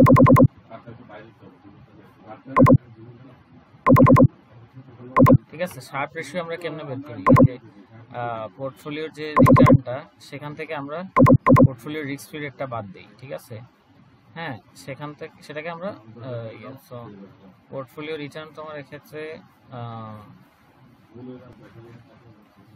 মানে রিটার্ন থেকে রিস্ক ফ্রি রেট বাদ দেওয়ার অর্থ এক্সেস যে রিটার্নটা, বা এটাকে বলি রিস্ক প্রিমিয়াম। তো রিস্ক প্রিমিয়াম এখন আমার 8% না, মানে এই সিচুয়েশনটা দেখাচ্ছে না। নর্মাল সিচুয়েশন চিন্তা করো, নর্মাল সিচুয়েশন এখানে লিখছিলাম এই যে এটা তোমার শার্প রেশিও, এটা স্লোপটাই তোমার শার্প রেশিও আসবে 8/22। ঠিক আছে, কত আসছিল? 8/22। 8 হলো তোমার রিস্ক প্রিমিয়াম বা এক্সেস রিটার্ন। শার্প রেশিও আমরা কেমনে বের করি? এক্সেস রিটার্নকে রিস্ক বা রিস্ক প্রিমিয়াম যেটাকে বলে, সেটাকে আমরা স্ট্যান্ডার্ড ডেভিয়েশন বা রিস্ক দিয়ে ভাগ দিই। ঠিক আছে, excess return divided by risk. ঠিক আছে, তো এটা 8/22 ছিল, ওটার ভ্যালু 0.36 ছিল। ঠিক আছে, কিন্তু তোমার যেহেতু এখন এই সিচুয়েশনটা দেখাচ্ছে যে তোমার যেহেতু তুমি এই যে বড় করে সেখান থেকে তুমি করতেছো, ইনভেস্টমেন্ট করতেছো, তো এই বড় অ্যাকচুয়ালি তুমি 2%-এ করতে পারবা না তুমি যদি গভর্নমেন্ট ইনভেস্টর না হও। তোমার বড় করা লাগতেছে 4% রেটে। যদি 4% রেটে বড় করা লাগে, তাহলে তোমার রিস্ক ফ্রি রেট 4% ধরবা, এবং তোমার সেক্ষেত্রে রিস্ক প্রিমিয়াম হয়ে যাচ্ছে 6%। ঠিক আছে, 10 - 4 6%, সেটাকে তোমার আগে এটা দিয়ে ভাগ দিবা। তো তোমার এখন দাঁড়াচ্ছে 0.27। এটা হলো শার্প রেশিও এখন দাঁড়াচ্ছে কমে। ঠিক আছে, আচ্ছা একটা জিনিস, শার্প রেশিও ইনভেস্টরের জন্য যত বেশি হবে তত ভালো। ঠিক আছে, এটা আমি চ্যাপ্টার 5 পড়ানোর সময় আলোচনা বলছিলাম। আচ্ছা, তাহলে যে কিংটের কথা ক্ষেত্রে বলছে কি যে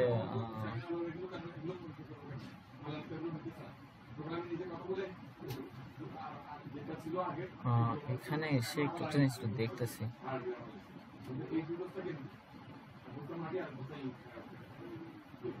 দাঁড়া কি এখানে কি লেখছে একটু পড়ে দেখি। The CL will be kinked at point P. In practice, the borrowing investment is straightforward if you have a margin account with the broker.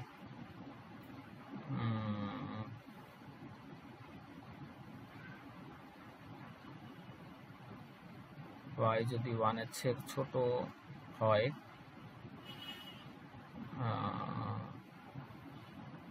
সেক্ষেত্রে স্লোপ y কি 1-এর চেয়ে ছোট ছিল? y তো 1-এর চেয়ে বড় ছিল, 1 - y ছোট ছিল, 0.36।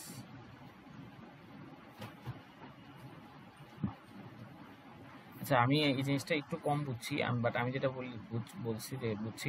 ওরা বলছিল, আগেও বলছিল, এটা কোথায় জানি বলছে, বইয়ের তো লেখাই আছে, এখানে মনে হয় লেখা নাই মনে হয়, বাট না, এখানে লেখা নাই, বইয়ে লেখা আছে যে তোমার এই যে পি পয়েন্ট পর্যন্ত তো বুঝছো। ঠিক আছে, এই পি পয়েন্টের পরের লাইন, পরের যে অংশ, এই অংশের মধ্যে সিএল এর কোনো একটা পয়েন্টে কখন পড়বে। ঠিক আছে, ওটা বলছিল তখন যখন তুমি বড় করবা। ঠিক আছে, বড় করে যখন ইনভেস্টমেন্ট করবা, ঠিক আছে, লেভার ইয়ে করবা যখন, তো সেইটার ক্ষেত্রে এখন তোমার এখানে পড়তেছে, কিন্তু এটা দেখা যাচ্ছে যে এটার স্লোপ ছিল 0.36 এতটুকু পর্যন্ত, ঠিক আছে।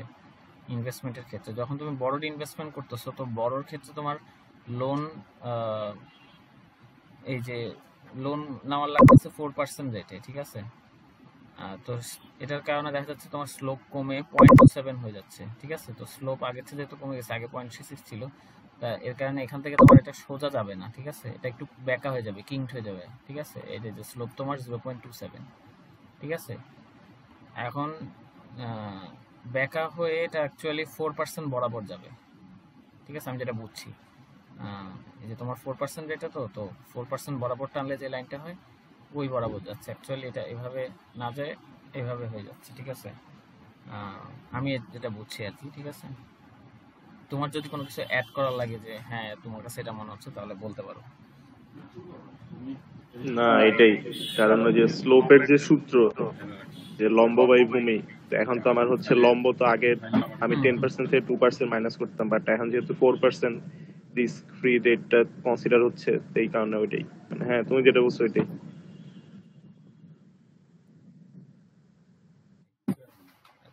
Risk tolerance and asset allocation. The investment confidential must choose her preferred complete portfolio from the set of feasible choice. This one state of individual difference.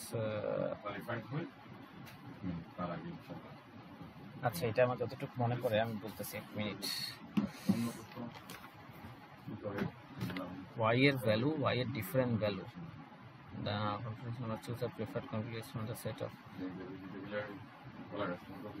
Y এর ডিফারেন্ট ভ্যালুর জন্য expected return complete portfolio are expected return থেকে utility, ঠিক আছে।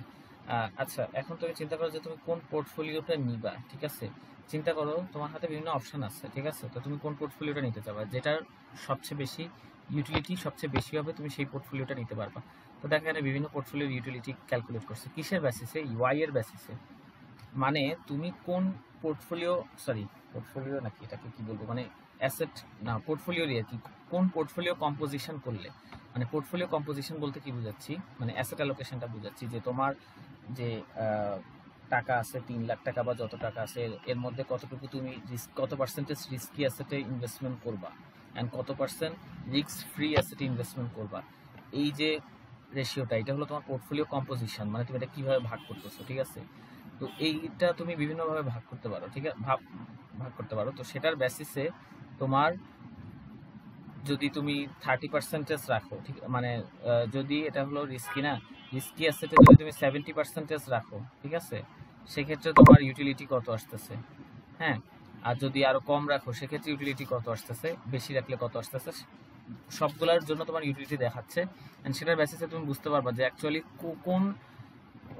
কোন রেশিওতে তোমার risk free এবং রিস্কে, মানে তুমি যখন ইনভেস্টমেন্ট করবা, ঠিক আছে, এটা অ্যাকচুয়ালি এরকম না যে তুমি সব টাকা রিস্কি অ্যাসেটে ইনভেস্টমেন্ট করে দিলে তোমার জন্য ভালো, বা সব টাকা রিস্ক ফ্রি অ্যাসেটে ইনভেস্টমেন্ট করে দিলে তোমার জন্য ভালো।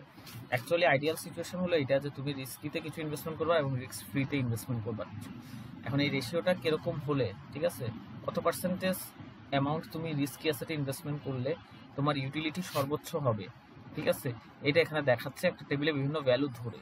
অ্যাকচুয়ালি তোমার এতটুকু করা লাগবে না, আরো শর্ট হয়ে আছে, ঠিক আছে। আগে এই জিনিসটা দেখো এখানে কেমনে করছে, এখানে ওয়াই এর বিভিন্ন ভ্যালু দেখছে, ঠিক আছে। যেমন ওয়াই এর ভ্যালু 0.2, ঠিক আছে। এটার অর্থ কি, এইটার অর্থ হলো তোমার যে ফান্ড আছে এটা 20% তুমি রিস্কি অ্যাসেটে ইনভেস্টমেন্ট করবা, বাকি 80% তুমি রিস্ক ফ্রি অ্যাসেটে ইনভেস্টমেন্ট করবা, ঠিক আছে। তো এটার অর্থ 30%, আমরা দেখছিলাম 70%, তো এটা 70%। সেখান থেকে তারা কি ক্যালকুলেট করছে, কমপ্লিট পোর্টফোলিওর এক্সপেক্টেড রিটার্ন, ঠিক আছে। হ্যাঁ, মানে কমপ্লিট পোর্টফোলিও মানে কি, তুমি 70% কিসে ইনভেস্টমেন্ট করতেছো, রিস্ক অ্যাসেট ইনভেস্টমেন্ট করতেছো, আর 30% রিস্ক ফ্রি অ্যাসেট ইনভেস্টমেন্ট করতেছো। পুরোটা মিলায় তোমার পুরো পোর্টফোলিও থেকে এই যে 100%-এর উপর পুরো যে পোর্টফোলিও রিটার্ন আসতেছে সেটা কি বের করছে, সেই রিটার্নের মানে এই ইউটিলিটি সূত্রে বসায় তোমার ইউটিলিটি কত আসছে সেটা বের করছে, ঠিক আছে। আচ্ছা, তাহলে এটা কোন ফর্মুলা দিয়ে বের করছে, এটা তোমার এটা ওই যে সেকেন্ড লাইন যেটা লিখছিল, রিস্ক ফ্রি প্লাস এরকম ছিল মনে হয় একটা ফর্মুলা, প্লাস ওয়াই, ঠিক আছে, ওয়াই কে গুণ দিছে আরপি থেকে, ঠিক আছে। আরপি মাইনাস আরএফ রিঅ্যারেঞ্জ করে সেকেন্ড লাইনে লেখছিল একটা পেজে, আমি দরকার হলে আবার দেখাই দিব, ঠিক আছে? এই তাও দেখাই দিই, সমস্যা নাই। এই যে এই সেকেন্ড লাইনটা তোমার কমপ্লিট পোর্টফোলিওর যে এক্সপেক্টেড রিটার্ন, ঠিক আছে? এটা হলো তোমার এই যে এটা যেটা আছে এটাকে রিঅ্যারেঞ্জ করে আমরা এখান পর্যন্ত আসছি আর কি। এটা সেম, এখান থেকে এই লাইনে রিঅ্যারেঞ্জ করে লেখছে আর কি। তো রিস্ক ফ্রি রিটার্ন আর যে এক্সেস রিটার্ন আছে, এটা হলো রিস্ক ফ্রি রিটার্ন, এটা হলো এক্সেস রিটার্ন, রিস্ক প্রিমিয়ামটা কমপ্লিট পোর্টফোলিও, সেটাকে তুমি প্রপোর্শন রিস্কের প্রপোর্শন দিয়ে গুণ দিবা আর রিস্ক ফ্রি রেটটা যোগ করবা, ঠিক আছে? তাহলে এখানে তোমার রিস্ক ফ্রি রেট হলো, ধরো যে কোনো একটার ক্যালকুলেশন যদি দেখো 0.2, তো তাহলে তোমার রিস্ক ফ্রি রেট 2%, এখানে 2 হবে ভ্যালু, 0.02 হবে, আর আরপি মাইনাস আরএফ হবে তোমার 8%, রিস্ক প্রিমিয়াম বলে দিছে 8%, বা তুমি একটা দেখাইছি 8%, এখানে 8% ভ্যালু, এখানে 2%, ঠিক আছে? ওয়াই এর ভ্যালু কত হবে? ওয়াই এর ভ্যালু এই যে কোন যেই রো এর বের করতেছো অত হবে, যেমন যদি এই রো এর বের করো তাহলে এখানে হবে ওয়াই এর ভ্যালু 0.2, তো সেটার বেসিসে তোমার কমপ্লিট পোর্টফোলিও রিটার্ন আসে এইটা, ঠিক আছে? তো এটার মানে আমি যখন এখানে বসাবো, হ্যাঁ, তখন আমার আসতেছে কমপ্লিট পোর্টফোলিওর ইউটিলিটি, এটা আসতেছে, ঠিক আছে? আচ্ছা, এটা কি? এটা হলো তোমার কমপ্লিট পোর্টফোলিও স্ট্যান্ডার্ড ডেভিয়েশন, ঠিক আছে? আমি যখন কমপ্লিট পোর্টফোলিও রিটার্নের ফর্মুলাতে ওয়াই এর মান বসাইছি, একইভাবে কমপ্লিট পোর্টফোলিওর স্ট্যান্ডার্ড ডেভিয়েশন আছে, ওটাতে আমি ওয়াই এর মান স্ট্যান্ডার্ড ডেভিয়েশন তোমার লেখা আছে, এই যে কমপ্লিট পোর্টফোলিও স্ট্যান্ডার্ড ডেভিয়েশন হলো ওয়াই ইন্টু সিগমা পি, ঠিক আছে? তো ওয়াই এর মান আমি বসাবো, আমার সিগমা পি এর মান কত মনে হয় 22%, ঠিক আছে? বলে দেওয়া আছে, আগেও বলছে বাট এখানেও লিখে দিচ্ছে আলাদা করে, এই যে 22%, ঠিক আছে? তো যদি আমি এটার কথা বলি তাহলে এটা হলো তোমার লিখে দিতাও সিগমা পি, ঠিক আছে? এটা হলো সিগমা সিটা হলো কমপ্লিট পোর্টফোলিও, আর এটা হলো তোমার রিস্ক পোর্টফোলিওটা, রিস্কটা সিগমা পি হলো এটা ইনটু তোমার রেট কত 22%, ঠিক আছে?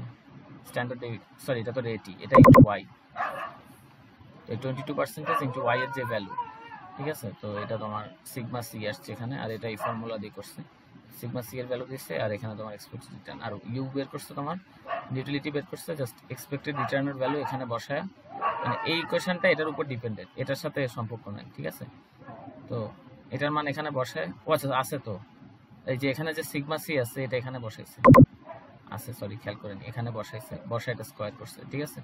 তো এটার বেসিসে ইউটিলিটি বের করছে, তোমার ইউটিলিটি এটা এত আসছে, এটা এত আসছে। তো আমরা যেটা দেখতেছি, যদি আমরা পোর্টফোলিও কম্পোজিশন রিস্কি অ্যাসেটে বাড়াইতে থাকি, ঠিক আছে, তাহলে কিন্তু এরকম না যে এটা বাড়তে আছে বা কমতে আছে, এটা বাড়তেছে বাড়তেছে বাড়তেছে বাড়তেছে বা তার পর্যন্ত বাড়লো, ঠিক আছে? এরপর আবার দেখলাম আমরা কি কমা শুরু হয়েছে, ঠিক আছে? তাহলে এটা যদি আমরা গ্রাফ আঁকি এটা এরকম হবে, হ্যাঁ, বাড়তেছে বাড়তেছে একটা পয়েন্টে যায়, এরপর কমা শুরু করছে, ঠিক আছে? মানে এটার অর্থটা কি? এটার অর্থ হলো যে তুমি তোমার যে 100% টাকা আছে, ঠিক আছে, ইনভেস্টমেন্ট করার জন্য, এর মধ্যে তুমি রিস্কি অ্যাসেটে কত পার্সেন্টেজ ইনভেস্টমেন্ট করবা, ঠিক আছে? হ্যাঁ, রিস্কি অ্যাসেটে তুমি হয়তো 20% ইনভেস্টমেন্ট করলে একটা ইউটিলিটি পাচ্ছ, ঠিক আছে? 30% যদি ইনভেস্টমেন্ট করো তাহলে আরেকটা ইউটিলিটি পাচ্ছ, একটু বেশি ইউটিলিটি পাচ্ছ, 40% করলে হয়তো একটু বেশি পাচ্ছ, কিন্তু একটা পার্সেন্টেজ আছে, সেটা হয়তো 40, এই যে এখানে 40 দেখতেছো, 40%-এর বেশি যদি ইনভেস্টমেন্ট করো, সেক্ষেত্রে দেখা যাচ্ছে তোমার জন্য অ্যাকচুয়ালি ইউটিলিটি কমে যাচ্ছে, ঠিক আছে? মানে তোমার বাকি টাকাটা অ্যাকচুয়ালি আর তুমি যদি ইউটিলিটি ম্যাক্সিমাইজ করতে চাও তাহলে তোমার বাকি টাকাটা কি রিস্ক অ্যাসেটে ইনভেস্টমেন্ট করা উচিত না, বাকিটা তোমার রিস্ক ফ্রি অ্যাসেটে ইনভেস্টমেন্ট করে দেওয়া উচিত তোমার ইউটিলিটিটা ম্যাক্সিমাইজ করার জন্য, ঠিক আছে? তো এখানে কি আমি এটা তো ট্রায়াল এন্ড এরর, এখানে 0.2 বসাইছি, এখানে 0.2 এর পর 0.21 হতে পারে, 0.22 0.25 হতে পারে। এখন কি আমি এভাবে ট্রায়াল এন্ড এরর করে যত রকম 0 থেকে 1 পর্যন্ত কয়টা ভ্যালু হবে, 100টা ভ্যালু হবে, ঠিক আছে? প্রত্যেকটা ভ্যালুর ইউটিলিটি কত আসবে এভাবে দেখবো না। এখানে যে কাজটা করছে এটা হলো তুমি কোন ভ্যালুর জন্য ম্যাক্সিমাইজ হবে, সেক্ষেত্রে ক্যালকুলাসে আমরা দেখছি যে ম্যাক্সিমাইজেশনের জন্য ডেরাইভেশনের ফর্মুলা ইউজ করছে, ঠিক আছে? তো এখানে ওই জিনিসটা করছে, এখানে কোথায় জানি এটার কথা বলছে, এই যে ম্যাক্সিমাইজেশন প্রবলেম ইজ সলভড, ঠিক আছে? মানে ম্যাক্সিমাইজেশন বলতে আমি বুঝাতে চাচ্ছি, আমি বের করতে চাচ্ছি যে ওয়াই এর ভ্যালু কত হলে আমার ইউ এর ভ্যালু ম্যাক্সিমাম হবে, ঠিক আছে? ওয়াই এর ভ্যালু কত হলে আমার ইউ এর ভ্যালু ম্যাক্সিমাম হবে, আমি এই জিনিসটা দেখতে চাচ্ছি। ঠিক আছে, তো এটার জন্য আগে ইকুয়েশন একটু কাজ করে নিছে। ইকুয়েশনটা হলো তোমার ইউ এর ফর্মুলা কি ছিল, এটা ছিল এতটুকু। ঠিক আছে, ইউ হলো তোমার কি এক্সপেক্টেড রিটার্ন থেকে হাফ ইন্টু এ সিগমা স্কোয়ার সি। ঠিক আছে, এখন এটাকে দাঁড়া আমি একটু দেখি। ওই যে রিটার্নের একটা ভাঙছে আর কি, হ্যাঁ রিটার্ন একটা ই ভাঙছে, এই যে আর সি। এটা হলো রিটার্নের অংশ, দেন হলো এই minus half A square A Y square sigma square P. ঠিক আছে, এইটা হলো তোমার এতটুকু আছে। দেন এটাকে ডেরাইভেটিভ করছে। ঠিক আছে, এখানে এসে একটু কনফিউজ হয়ে গেছি, কারণ এত কিছু তো মনে নাই। ঠিক আছে, ডেরাইভেটিভ মানে তো এটা তোমার যেটা আমি d by d x sorry d by d y এরকম করছে মনে হয়, আই ডোন্ট নো। আরে হ্যাঁ ডেরিভেটিভ না, এটা ডেরাইভেটিভ করে যেটা সিম্পলি আসছে, হ্যাঁ যোগ বিয়োগ করছে আর কি, সিম্পলি যোগ বিয়োগ করে ওয়াই এর বাম পাশে আছে। কোনটা এটাতে? হুম, ইয়ার এটা আচ্ছা, এটা আমি পরে খাতা কলমে কইরা স্টেপ বাই স্টেপ হইলে তোমার ছবি তুলে দিব না, পরে দেখবো না এটা।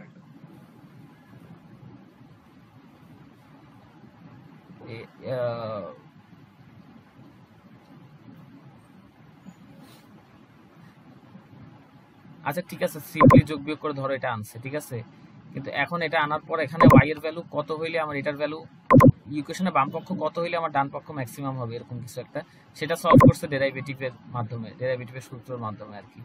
ঠিক আছে, এরকম কিছু বলছে এখানে। Maximisation problem is solve by setting the derivative of this expression with respect to y equals to 0। ঠিক আছে,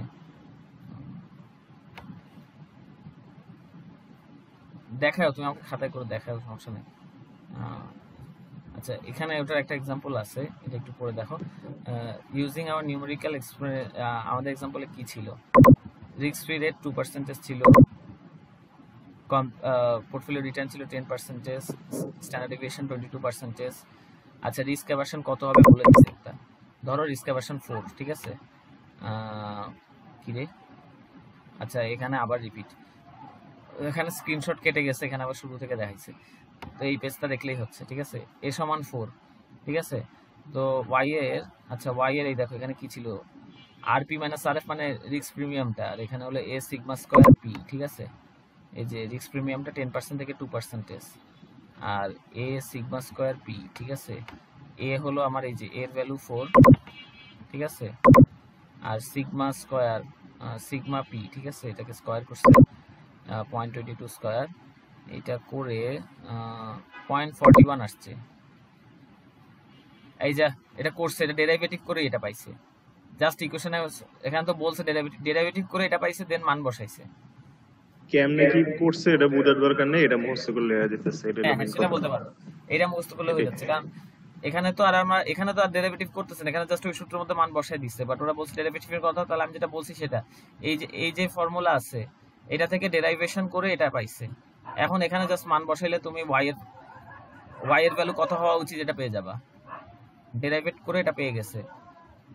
এখন এই ফর্মুলার মধ্যে তুমি যদি মান বসাও তাহলে বুঝতে যাবা যে ওয়াই এর ভ্যালু কত হলে তোমার ইউ এর ভ্যালু ম্যাক্সিমাম হবে। ঠিক আছে, তো এখানে ওয়াই এর ভ্যালু আসছে 0.41, মানে ওই যে 0.4 এর কাছাকাছি এক্স্যাক্টলি, তো এখানে মাঝখানে গ্যাপ আছে, এখানে ভ্যালুগুলো তো বসাইনি আর। ঠিক আছে, তো 0.4 এ আমি দেখছি ম্যাক্সিমাম, 0.41 এ তাহলে আরেকটু বেশি হবে, 0.41টা হলো আমার ম্যাক্সিমাম, এরপর থেকে আমার কমা শুরু হয়ে গেছে। এখানেও তুমি চিত্রতেও সেই জিনিসটা দেখতে পারতেছো, চিত্রতে এই পাশে ওয়াই এর ভ্যালু, এই পাশে ইউটিলিটি, এটা দিয়ে গ্রাফ আঁকছে আর কি। ঠিক আছে, তো এখানে আমার তাহলে আমার রিস্কি অ্যাসেটে 41% ইনভেস্টমেন্ট করা উচিত, আর 59% ইনভেস্টমেন্ট আমার রিস্ক ফ্রি অ্যাসেটে করা উচিত।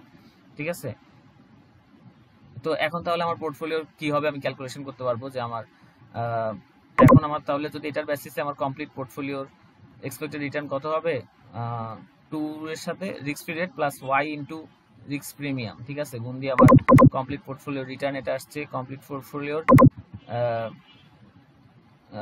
Sigma C. ঠিক আছে, স্ট্যান্ডার্ড ডেভিয়েশন এটা আসছে, এখান থেকে আমি চাইলে ইউটিলিটিও ক্যালকুলেট করতে পারবো, আর ওরা ইউটিলিটি ক্যালকুলেশন দেখায়নি, আর চাইলে করতে পারবো এখানে যেভাবে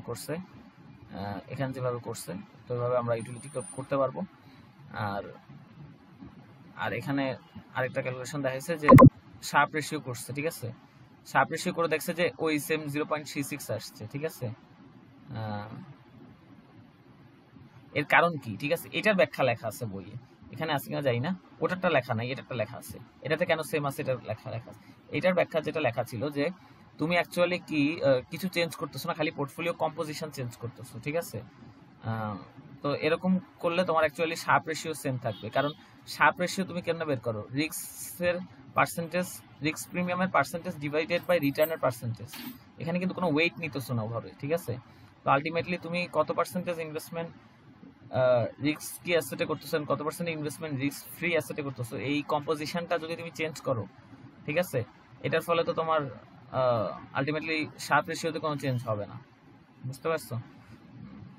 অন্য কিছু তো চেঞ্জ হতে পারে, ইউটিলিটি চেঞ্জ হতে পারে, বাট তোমার শার্প ইউটিলিটি চেঞ্জ হবে, শার্প রেশিও চেঞ্জ হবে না আর কি, ঠিক আছে। আচ্ছা, এখানে বলছে an alternative graphical way to presenting this decision problem is to use indifference curve। হ্যাঁ, তো ইনডিফারেন্স কার্ভ দিয়েও তুমি আচ্ছা এখানে তুমি কোনটা তোমার ম্যাক্সিমাম হবে, ঠিক আছে, এটা তুমি মনে কোন ভ্যালুতে ওয়াই এর কোন ভ্যালুতে তোমার ইউটিলিটি ম্যাক্সিমাম হবে, এটা তুমি কেমনে পাইছো, একটা ডেরাইভেটিভ ফর্মুলা ইউজ করছে, সেটার মধ্যে তুমি সলভ করে পেয়ে গেছো, ঠিক আছে। এখানে অল্টারনেটিভ অ্যাপ্রোচ বলছে ইনডিফারেন্স কার্ভ। তো ইনডিফারেন্স কার্ভের বিষয় আছে দেখে আমি আগে দিয়ে বলে নিয়েছি যে ইনডিফারেন্স কার্ভটা কি। আচ্ছা এখানে দাঁড়াবো, ছবি আছে আমি দেখাবো। আচ্ছা এখানে কি লেখা আগে এটা পড়ি। To illustrate how to build an consider investor risk aversion A সমান 4, risk free portfolio R F সমান 2%।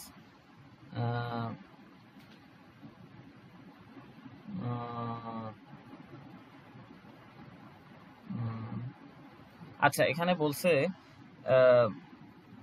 বোঝানোর জন্য যে ইনডিফারেন্স কার্ভ কেমনে বিল্ড করবে, এটা বোঝানোর জন্য ওরা আমাদের বলছে যে আমরা চিন্তা করো যা টাকা আছে, ধরো 3 লাখ আছে, পুরাটা আমি রিস্ক ফ্রি অ্যাসেটে ইনভেস্টমেন্ট করে দিচ্ছি, ঠিক আছে। হয়তো বা ডিফারেন্ট টাইপের, বাট সবগুলাই আমি রিস্ক ফ্রি অ্যাসেটে ইনভেস্টমেন্ট করতেছি, ঠিক আছে, মানে একটা রিস্ক ফ্রি পোর্টফোলিও, ঠিক আছে, যেটা আমাকে 2% রিটার্ন দিচ্ছে পুরো টাকাটাই, ঠিক আছে। তো এরকম ক্ষেত্রে আমার যেহেতু রিস্ক ফ্রি অ্যাসেটে পুরোটা ইনভেস্টমেন্ট করতেছি, কোনো স্ট্যান্ডার্ড ডেভিয়েশন নাই, ভ্যারিয়েন্স হলো 0, ঠিক আছে। আর রিস্ক ফ্রি অ্যাসেটে যদি ইনভেস্টমেন্ট করি, আমি আগেও বলছি যে রিস্ক ফ্রি অ্যাসেটে যদি এরকম যদি ইনভেস্টমেন্ট করো, তখন তোমার যেহেতু সিগমা স্কয়ারের ভ্যালু 0, তোমার এটা এই অংশ তো 0 হয়ে যাচ্ছে, তো আলটিমেটলি যে এক্সপেক্টেড রিটার্ন সেটাই তোমার ইউটিলিটি। তো এক্সপেক্টেড রিটার্ন যেহেতু তোমার 2%, ইউটিলিটি হবে সেক্ষেত্রে তোমার 2%, ঠিক আছে। এই জিনিসটা কেন বলছে আমি দেখি সামনে কি বলছে। Now we find the expected to require the maintain the same level of utility say that sigma equals to 1%। আচ্ছা আমি বলছিলাম কি, ইনডিফারেন্স কার্ভ তোমাকে শো করে যে ইনডিফারেন্স কার্ভের প্রত্যেকটা পয়েন্ট তোমাকে সেম ইউটিলিটি লেভেল শো করে, but different risk return combination দেখায়, ঠিক আছে। মানে ইনডিফারেন্স কার্ভের একটা নিচের পয়েন্ট যদি নাও, একই লাইনে আসো তুমি, অন্য লাইনে যাও নি, এই লাইনেরই নিচের একটা পয়েন্ট নাও, তো সেখানে হয়তো তোমার রিটার্নও কম রিস্কও কম উপরের কোনো পয়েন্টের চেয়ে, ঠিক আছে। উপরে কোনো পয়েন্টে গেলে তোমার রিটার্ন বেশি রিস্কও বেশি, ঠিক আছে, কিন্তু আলটিমেটলি যেহেতু রিটার্ন বেশি, ওটার অ্যাগেনস্টে তো রিস্কও বেশি, তো দুটো অফসেট হয়ে যেই রিস্ক রিটার্ন ইউটিলিটিটা আসতেছে, ঠিক আছে। তো একটা ইনডিফারেন্স কার্ভের প্রত্যেকটা পয়েন্টে সেম ইউটিলিটি, বা উল্টাভাবে যদি বলি যে সেম ইউটিলিটি পয়েন্টগুলোকে একসাথে করে একটা ইনডিফারেন্স কার্ভ পায়, ঠিক আছে। তো আচ্ছা দেখি এখানে এখন কন্টিনিউ করি, এখানে কি বলতেছে। Now we find the expected return the investor would require to maintain the same level of utility when holding a say with sigma 1%. The investor would require to maintain the same level when holding a risky portfolio say with sigma সমান 1%। আচ্ছা ঠিক আছে, এখানে বলছে যে আমি বলছি যে আমার 100% ইনভেস্টমেন্ট, পুরো ইনভেস্টমেন্ট আমি রিস্ক ফ্রি অ্যাসেট ইনভেস্ট করে দিচ্ছি, ঠিক আছে। তো সেক্ষেত্রে আমার ইউটিলিটি আসতেছে 2%, সেটা কেমনে আসছে বুঝাইছি। এখন বুঝাতে চাচ্ছে যে আমি এটা বের করার চেষ্টা করি যে আমি যদি আমার টাকাটা রিস্ক ফ্রি না রিস্কি অ্যাসেটে ইনভেস্টমেন্ট করতে চাই, ঠিক আছে, রিস্ক ফ্রি অ্যাসেটে ইনভেস্টমেন্ট করব, কিন্তু আমি চাচ্ছি আমার ইউটিলিটি আসবে সেম 2%, যেটা আমার রিস্ক ফ্রি অ্যাসেটে ইনভেস্টমেন্ট করে আসছিল।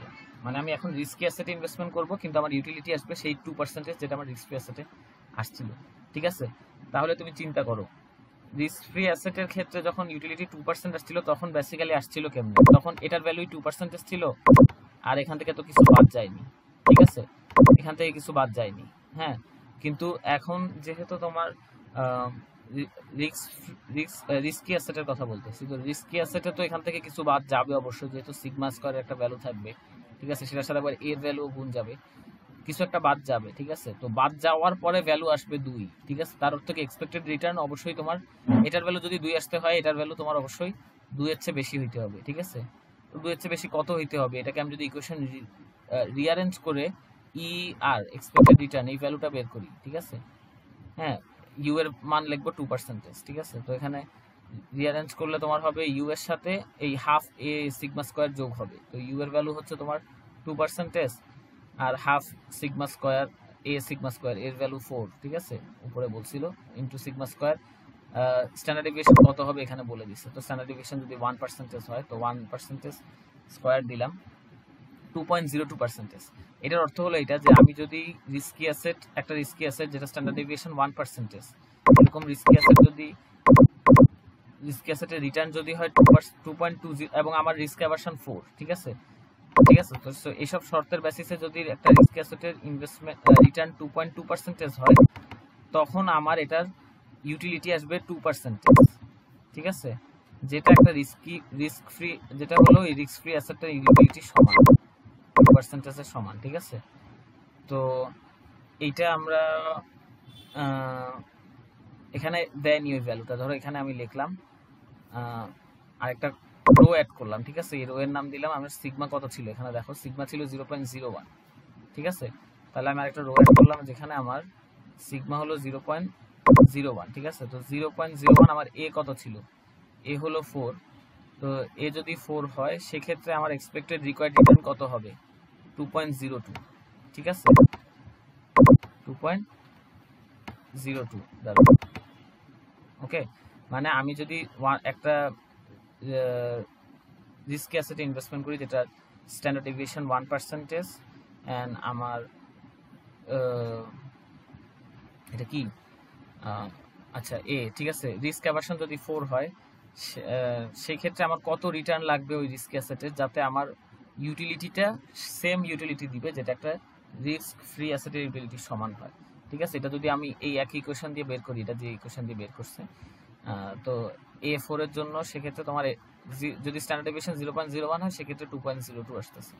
ঠিক আছে, তো এই কলামটা এখানে দেওয়া উচিত, এই রোটা এখানে দেওয়া উচিত ছিল, যেহেতু ওখানে এই ক্যালকুলেশন দেখাইছে, বইও একই কাজ করছে, তো আমি সেটাই বলতেছি, বাট দেখাইনি এই রোটা। তো এরকম 0.01 এর জন্য, তো এটা যদি 0 হইতো সেক্ষেত্রে কত হইতো, হ্যাঁ, স্ট্যান্ডার্ড ডেভিয়েশন 0 মানে রিস্ক ফ্রি হয়ে যাচ্ছে, সেই 2% সেম 2%ই থাকতেছে। তো যদি 5% হয় সেক্ষেত্রে কত হবে, ক্যালকুলেশন করে এটা আসছে। ঠিক আছে, তো 10% হইলে কত, প্রত্যেকটার জন্য লেখছে, তো এটা তো লেখছে প্রত্যেকটার জন্য। আবার এখানে যদি A2 হয়, এর ভ্যালু যদি 2 হয় সেক্ষেত্রে কত প্রত্যেকটা সেটা দেওয়া আছে। ঠিক আছে, তো এক্ষেত্রে একটা বিষয় হলো তোমার এর ভ্যালু 2 হইলে তুমি একরকম ইউটিলিটি পাচ্ছ, এর ভ্যালু 4 হইলে ইউটিলিটি আরেকটা পাচ্ছ। ঠিক আছে, তো এর ভ্যালু যখন 2 হয় সেটা গ্রাফ আঁকছে এখানে, তখন যে ইউটিলিটি পাচ্ছ এর ভ্যালু 4 হইলে তোমার ইউটিলিটিটা একটু বেশি হচ্ছে। এটা বোঝার চেষ্টা করো যে বিষয়টা হলো তোমার এটা একটা ইনডিফারেন্স কার্ভ, এটা একটা হায়ার ইনডিফারেন্স কার্ভ। ঠিক আছে, তো হায়ার ইনডিফারেন্স কার্ভ মানে কি, এটা প্রত্যেকটা পয়েন্টে এই ইনডিফারেন্স কার্ভের যে কোনো পয়েন্টের চেয়ে বেশি ইউটিলিটি দেয়। হ্যাঁ, তো এটা কেন উপরে, এটা কেন নিচে, এটা যদি চিন্তা করো যে তোমার ইকুয়েশন দেখলে নিজেই বুঝতে পারবা। ঠিক আছে, যে রিস্ক অ্যাভারশন এটার ভ্যালু বেশি, তার অর্থ কি, আচ্ছা দাঁড়া এক মিনিট, এ সমান যদি 4, সেক্ষেত্রে তোমার তার অর্থ ইনভেস্টর বেশি রিস্ক অ্যাভার্স, হলে বেশি ইউটিলিটি, এখানে কিছু আছে। আচ্ছা দাঁড়া, এটার ব্যাখ্যা লেখা আছে, আমি পড়ে দেখি, এখানে না হলে বই আছে, এখানে দেখি কি লেখা আছে আগে। This is the indifference curve for the more risk averse is steeper than the curve for A, যেখানে লেখা আছে for the A সমান 2. This is because greater risk aversion increases the risk premium. Greater risk aversion increases the risk premium required to compensate for the utility penalty corresponding to any standard deviation. Risk aversion যদি বেশি হয়, compensate for the utility penalty corresponding to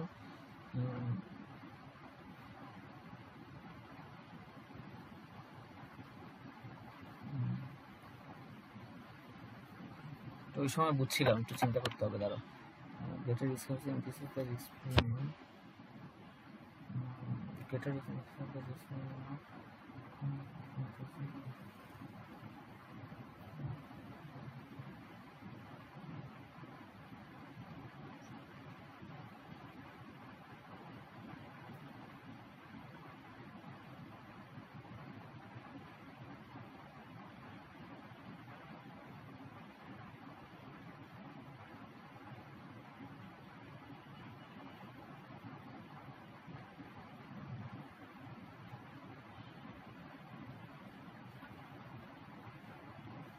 covers investor কারণে greater risk অ্যাভারশনের risk premium to compensate for the utility penalty.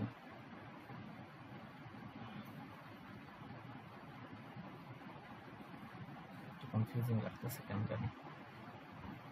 Confusing না তো, ঠিকই তো আছে। যেই লোক বেশি রিস্ক অ্যাভার্স, ভুলে গেছি, আমরা যখন পড়ছিলাম তখন বুঝছিলাম, কেন জানি রিলেট করতে পারতেছি না। বলো তুমি, বলো। যে লোক বেশি রিস্ক অ্যাভার্স, হ্যাঁ। ওর হইতেছে একটুখানি রিস্ক বাড়লে ও সেখান থেকে রিটার্ন বেশি চাবে, কারণ হইতেছে ও রিস্ক নিতে পছন্দ করে না। তো ওর যদি একটুখানি রিস্ক বাড়ায় দাও, ও বলবে যে না ভাই, আমার তুমি এই জন্য আরো বেশি কম্পেনসেট করতে হবে, নাহলে আমি ইনভেস্ট করবো না। আর যে রিস্ক নিয়ে অতটা মাথায় ঘামায় না, ওর যদি রিস্ক একটুও বাড়ে, তার জন্য কিন্তু ও অত বেশি ডিমান্ড করবে না। এই যে এর কারণে ওর কার্ভটা হইতেছে স্টিপার, যে একটুখানি রিস্ক বাড়লে ওর ডান পাশে বা আচ্ছা রিটার্ন হচ্ছে উপরের দিকে আছে। তোর যদি ডানে একটুখানিও যায়, আর উপর দিকে রিটার্ন অনেক বেশি লাগছে। স্ট্যান্ডার্ড ডেভিয়েশন একটু বাড়লে তোমার রিটার্ন বেশি হচ্ছে, কারণ বেশি চাইতেছে, এই কারণে এটা স্টিপার হয়ে যাচ্ছে। কিন্তু এই কথাও লেখা আছে যে তোমার এখানে লেখা আছে কিনা জানি না, বইয়ে আছে যে তোমার একটা ইনডিফারেন্স কার্ভের প্রত্যেকটা পয়েন্টে সেম ইউটিলিটি থাকে, ঠিক আছে?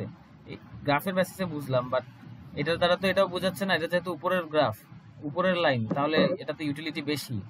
এটাতে ইউটিলিটি কেন বেশি সেটা ঠিক ক্লিয়ার না, কারণ এখানে তো তোমার রিস্কও বেশি মনে হয় নাকি, রিস্ক অ্যাভার্স। কিন্তু দুইটা ইউটিলিটি কার্ভ তো একই জায়গা থেকে শুরু হইছে। হ্যাঁ, শুরু হইছে একই জায়গা থেকে, কি জানি আমি সেটা। তবে উপর, এটা তো উপরে উঠে গেছে, সেই হিসেবে ইউটিলিটি বেশি। ও আচ্ছা,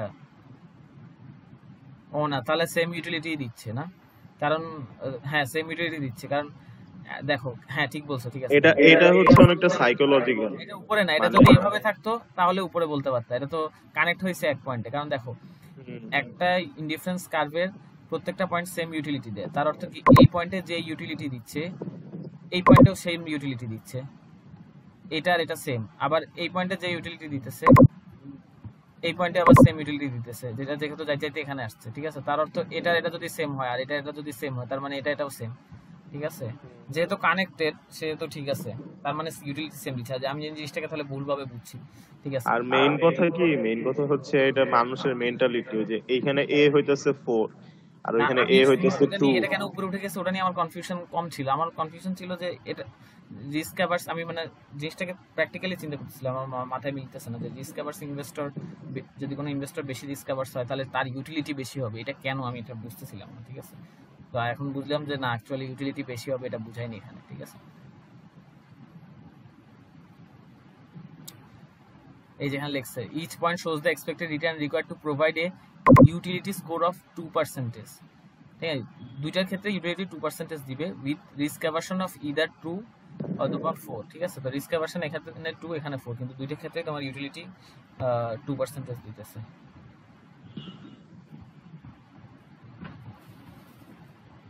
দেখতেছি একটু করতে, আর বেশি নাই বাকি। কথা হইলো স্যারের তো দেখি আমি গুগল ক্লাসরুমে এক একটা চ্যাপ্টারে ভাঙ্গা দেয় এইগুলা, মানে পিডিএফ গুলা, যে একটা লেকচারের আন্ডারে অল্প কিছু অংশ দেয়, আরেকটা লেকচারের আন্ডারে বাকি অংশ দেয়। মানে তোমার কাছে যে একটা পিডিএফ, এটা কি পুরো চ্যাপ্টার 6 নাকি এটা জাস্ট যে কোনো একটা লেকচারে? না, ভেঙে স্লাইড কি ভেঙে দেয় নাকি? স্লাইড তো পুরাই দেয়। এই যে প্রত্যেকটা লেকচারের নিচে ধরো আমি দেখছি চ্যাপ্টার 5 এর 3বার দিচ্ছে, তো একটা জিনিস 3বার দেয়?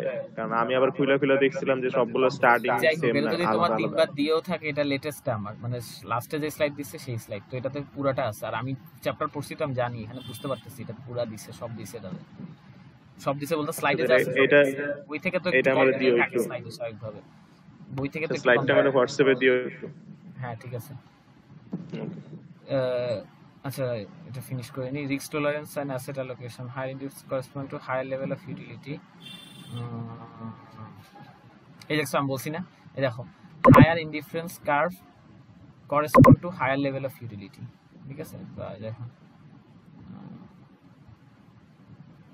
আচ্ছা এটা আমার যতটুকু মনে আছে এক্সপেক্টেড রিটার্ন টেবিলটার কথা বলতেছি, চেক করে দেখি।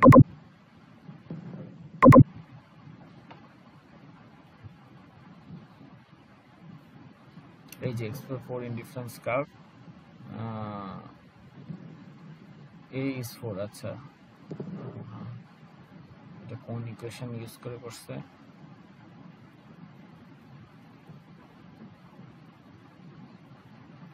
বুঝতে পারছি মনে হয়, দাঁড়াও with a সমান 4।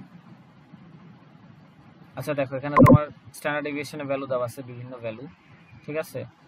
এটা হলো ইউটিলিটি লেভেল যে লেখছে, ইউটিলিটি লেভেল হেডিং লেখছে, এই ভ্যালুগুলো ইউটিলিটি লেভেল না, এই হেডিংটা হলো এতটুকুর জন্য প্রযোজ্য, ঠিক আছে। বিভিন্ন ইউটিলিটি লেভেলের জন্য 0.02 ইউটিলিটি লেভেল, ঠিক আছে। এই ইউটিলিটি লেভেলের জন্য আমার এক্সপেক্টেড রিটার্ন কত আসে, এটা বিভিন্ন ভ্যালু, ঠিক আছে। ইউটিলিটি লেভেল যদি এত হয় সেক্ষেত্রে আমার স্ট্যান্ডার্ড ডেভিয়েশন এত হলে এক্সপেক্টেড রিটার্ন কত, স্ট্যান্ডার্ড ডেভিয়েশন এত হলে এক্সপেক্টেড রিটার্ন কত কত, এরকম। তার অর্থ কি, এটা এক একটা ইনডিফারেন্স কার্ভ, এই চারটা কলাম চারটা ইনডিফারেন্স কার্ভ, ঠিক আছে। 2% ইউটিলিটি লেভেলের জন্য আমি তো বলছি যে একটা ইনডিফারেন্স কার্ভে প্রত্যেকটা point same utility level indicate করে, তো ইউটিলিটি লেভেল তোমার 2%, ঠিক আছে। কিন্তু যদি স্ট্যান্ডার্ড ডেভিয়েশন তোমার 2% হয় সেক্ষেত্রে তোমার এক্সপেক্টেড রিটার্ন 2.08, স্ট্যান্ডার্ড ডেভিয়েশন 4% হলে এক্সপেক্টেড রিটার্ন 2.32। আমি যেটা বলতেছি তোমার স্ট্যান্ডার্ড রিস্ক বাড়তেছে আবার রিটার্নও বাড়তেছে, ঠিক আছে। আচ্ছা এই ক্যালকুলেট কেমনে করছে যদি জানতে চাও তাহলে এই ফর্মুলাটাই ইউজ করছে, মানে এটাকে আমরা রিঅ্যারেঞ্জ করে কি করছি, এক্সপেক্টেড রিটার্ন সমান কি, এই যে ইউটিলিটির সাথে যোগ করছে এই ভ্যালুটা, ঠিক আছে, ঠিক আছে এটা, ঠিক আছে। তো ইউটিলিটি যেমন প্রথমটা যদি বলি, ঠিক আছে, ইউটিলিটি এখানে আমার কত 2%, তো এখানে হবে 2%, সাথে আমার হাফ এ সিগমা স্কোয়ার যোগ হবে, তো হাফ এ সিগমা স্কোয়ার। তো এর ভ্যালু বলে দিছে মনে হয়, এর ভ্যালু হবে তোমার 4, ঠিক আছে। তো এখানে সব কলামের জন্যই 4, সিগমা স্কোয়ার, সিগমার ভ্যালু এখানে আছে, ঠিক আছে। তো সোজা কথায় যদি বলি, ধরো এই দুইটা কলাম নাও, ঠিক আছে, এই দুইটা কলাম, ঠিক আছে। এখন হলো তোমার যদি ইউটিলিটি লেভেল হয় 2%, ইউটিলিটি লেভেলের জন্য বিভিন্ন রিস্ক রিটার্ন কম্বিনেশন, ঠিক আছে। মানে এখানে তোমার রিস্ক কম রিটার্ন কম, রিস্ক বেশি একটু রিটার্ন একটু বেশি, রিস্ক আরো বেশি রিটার্ন একটু বেশি, কিন্তু এখানে যতগুলো কম্বিনেশন দেখতেছো প্রত্যেকটা কম্বিনেশনে তোমার আলটিমেটলি ইউটিলিটি লেভেল আসবে 2%। তো এটা যেমন একটা কম্বিনেশন বললাম, এইটা আর এটা হবে আরেকটা কম্বিনেশন, ঠিক আছে, ঠিক আছে। তো ওই কম্বিনেশনটা হলো তোমার 2.8% ইউটিলিটি লেভেলের জন্য। আবার এটার সাথে থার্ড কলামের, এটার সাথে ফোর্থ কলামের একটা কম্বিনেশন করা যাবে, ঠিক আছে। ফিফথ কলাম নিয়ে পরে বলতেছি, আগে এটা দেখাই। তো এখানে এই যে চারটার কথা বললাম, ওই চারটা ইনডিফারেন্স কার্ভের চিত্র তোমার এখানে আঁকছে, যেটা চারটার তোমাকে এই যে ডিফারেন্স, এখানে যে চারটা ইউটিলিটি লেখা ছিল 0.02028, এগুলা এই চারটা ডিফারেন্ট ইউটিলিটির জন্য এই মার্ক করে দিছে, ওই অনুযায়ী চারটা তোমার ইনডিফারেন্স কার্ভ আসছে, ঠিক আছে। তো এখানে তোমার আরেকটা লাইনের কথা বলছে, CAL ক্যাপিটাল অ্যাসেট অ্যালোকেশন, একটু আগেও একটু না শুরুর দিকে দেখছি ক্যাপিটাল অ্যাসেট অ্যালোকেশন লাইনটা। আচ্ছা আমার একটু নিচতলায় যাই, দরজা তালা লাগাইতে হবে, একটু 5 মিনিট ওয়েট করো, 12টা বাজে তালা বন্ধ করে দিত। আপাতত যারা লাগায় ওরা একটু গ্রামে গেছে, 5 মিনিট পর আসতেছে, বা 5 মিনিটও লাগবে না।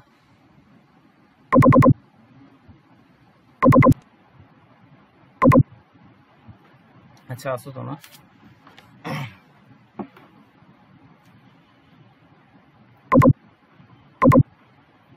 শুনতেছো? হ্যাঁ হ্যাঁ আছে।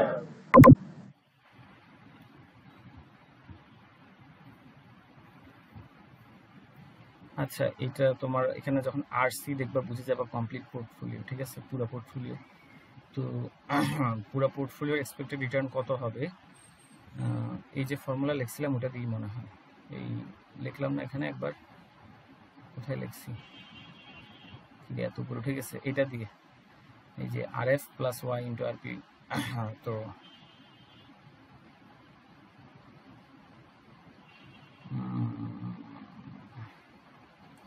এটারই করছে খুব সম্ভবত, যাও চেক করে দেখি। ইআরসি রিটার্নের প্রিমিয়াম থেকে risk free return premium y এর মান, সেক্ষেত্রে ওয়াই এর ভ্যালু কত হবে? দাঁড়া দেখি। shows the expected return that must be paired with the standard in column with the corresponding to each column 6 ERC on the calculation sigma c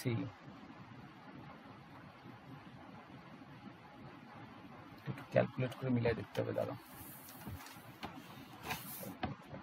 ERC তো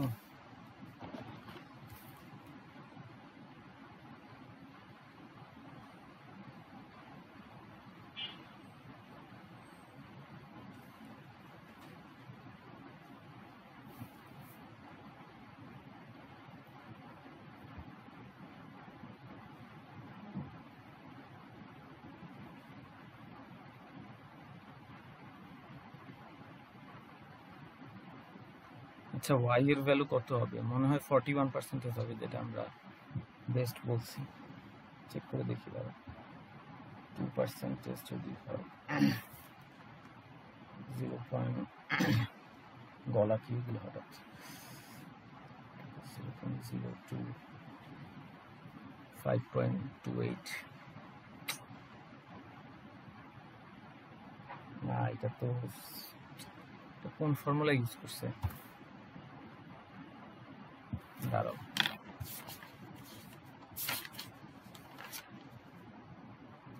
আচ্ছা লিখছি তো আমি 2 + 10 - 2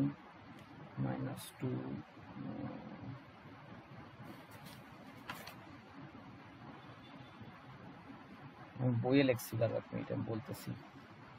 ও আচ্ছা, ওরে আল্লাহ রে, হ্যাঁ দেখাচ্ছি। এটা রিঅ্যারেঞ্জ করছিল উপরের দিকে একটা ফর্মুলা, ওই ফর্মুলা ইউজ করছে। দেখায় রাখতেছি, সমস্যা নেই।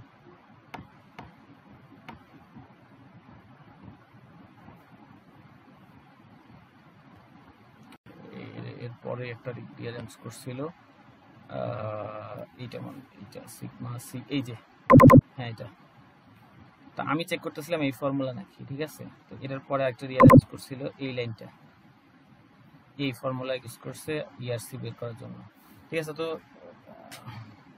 আরেকটা বিষয় কি, এই চ্যাপ্টার থেকে এত কিছু করছে, কোন টাইপের ম্যাথ কীরকম আসে, বেটার হলো এক্সারসাইজের ম্যাথগুলো প্র্যাকটিস করে যাওয়া, তাহলে মোটামুটি একটু ধারণা পাওয়া যায়। নাইলে কি করবা না করবা, যাই হোক।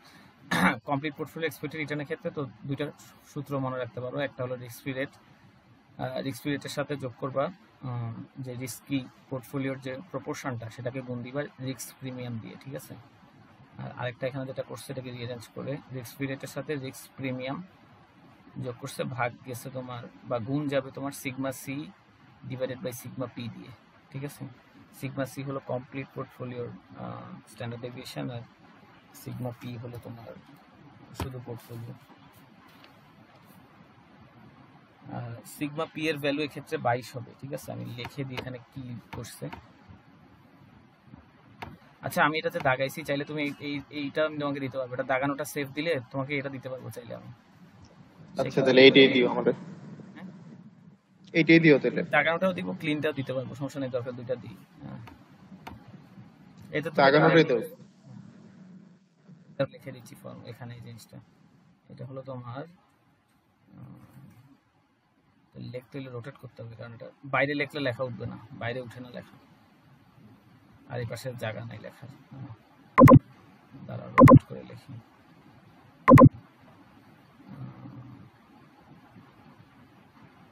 হ্যাঁ, এভাবে লেখা যাবে এখন।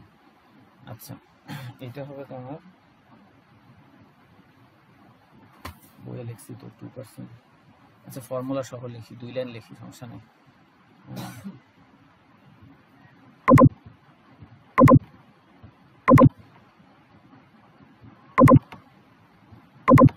আর এফ এর সাথে তোমার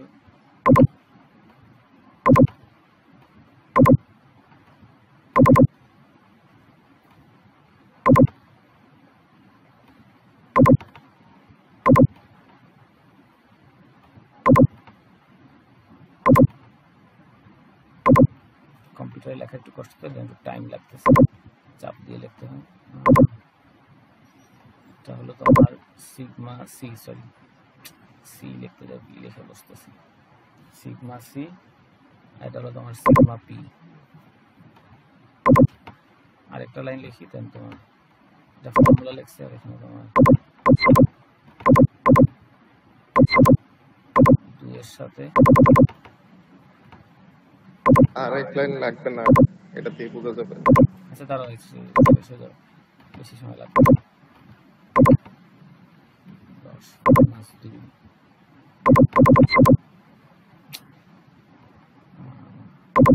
এখানে সিগমা পি 22 হবে, আর এই সিগমা সি এর ভ্যালুটা তুমি জাস্ট প্রথম কলাম থেকে মান বসাবা,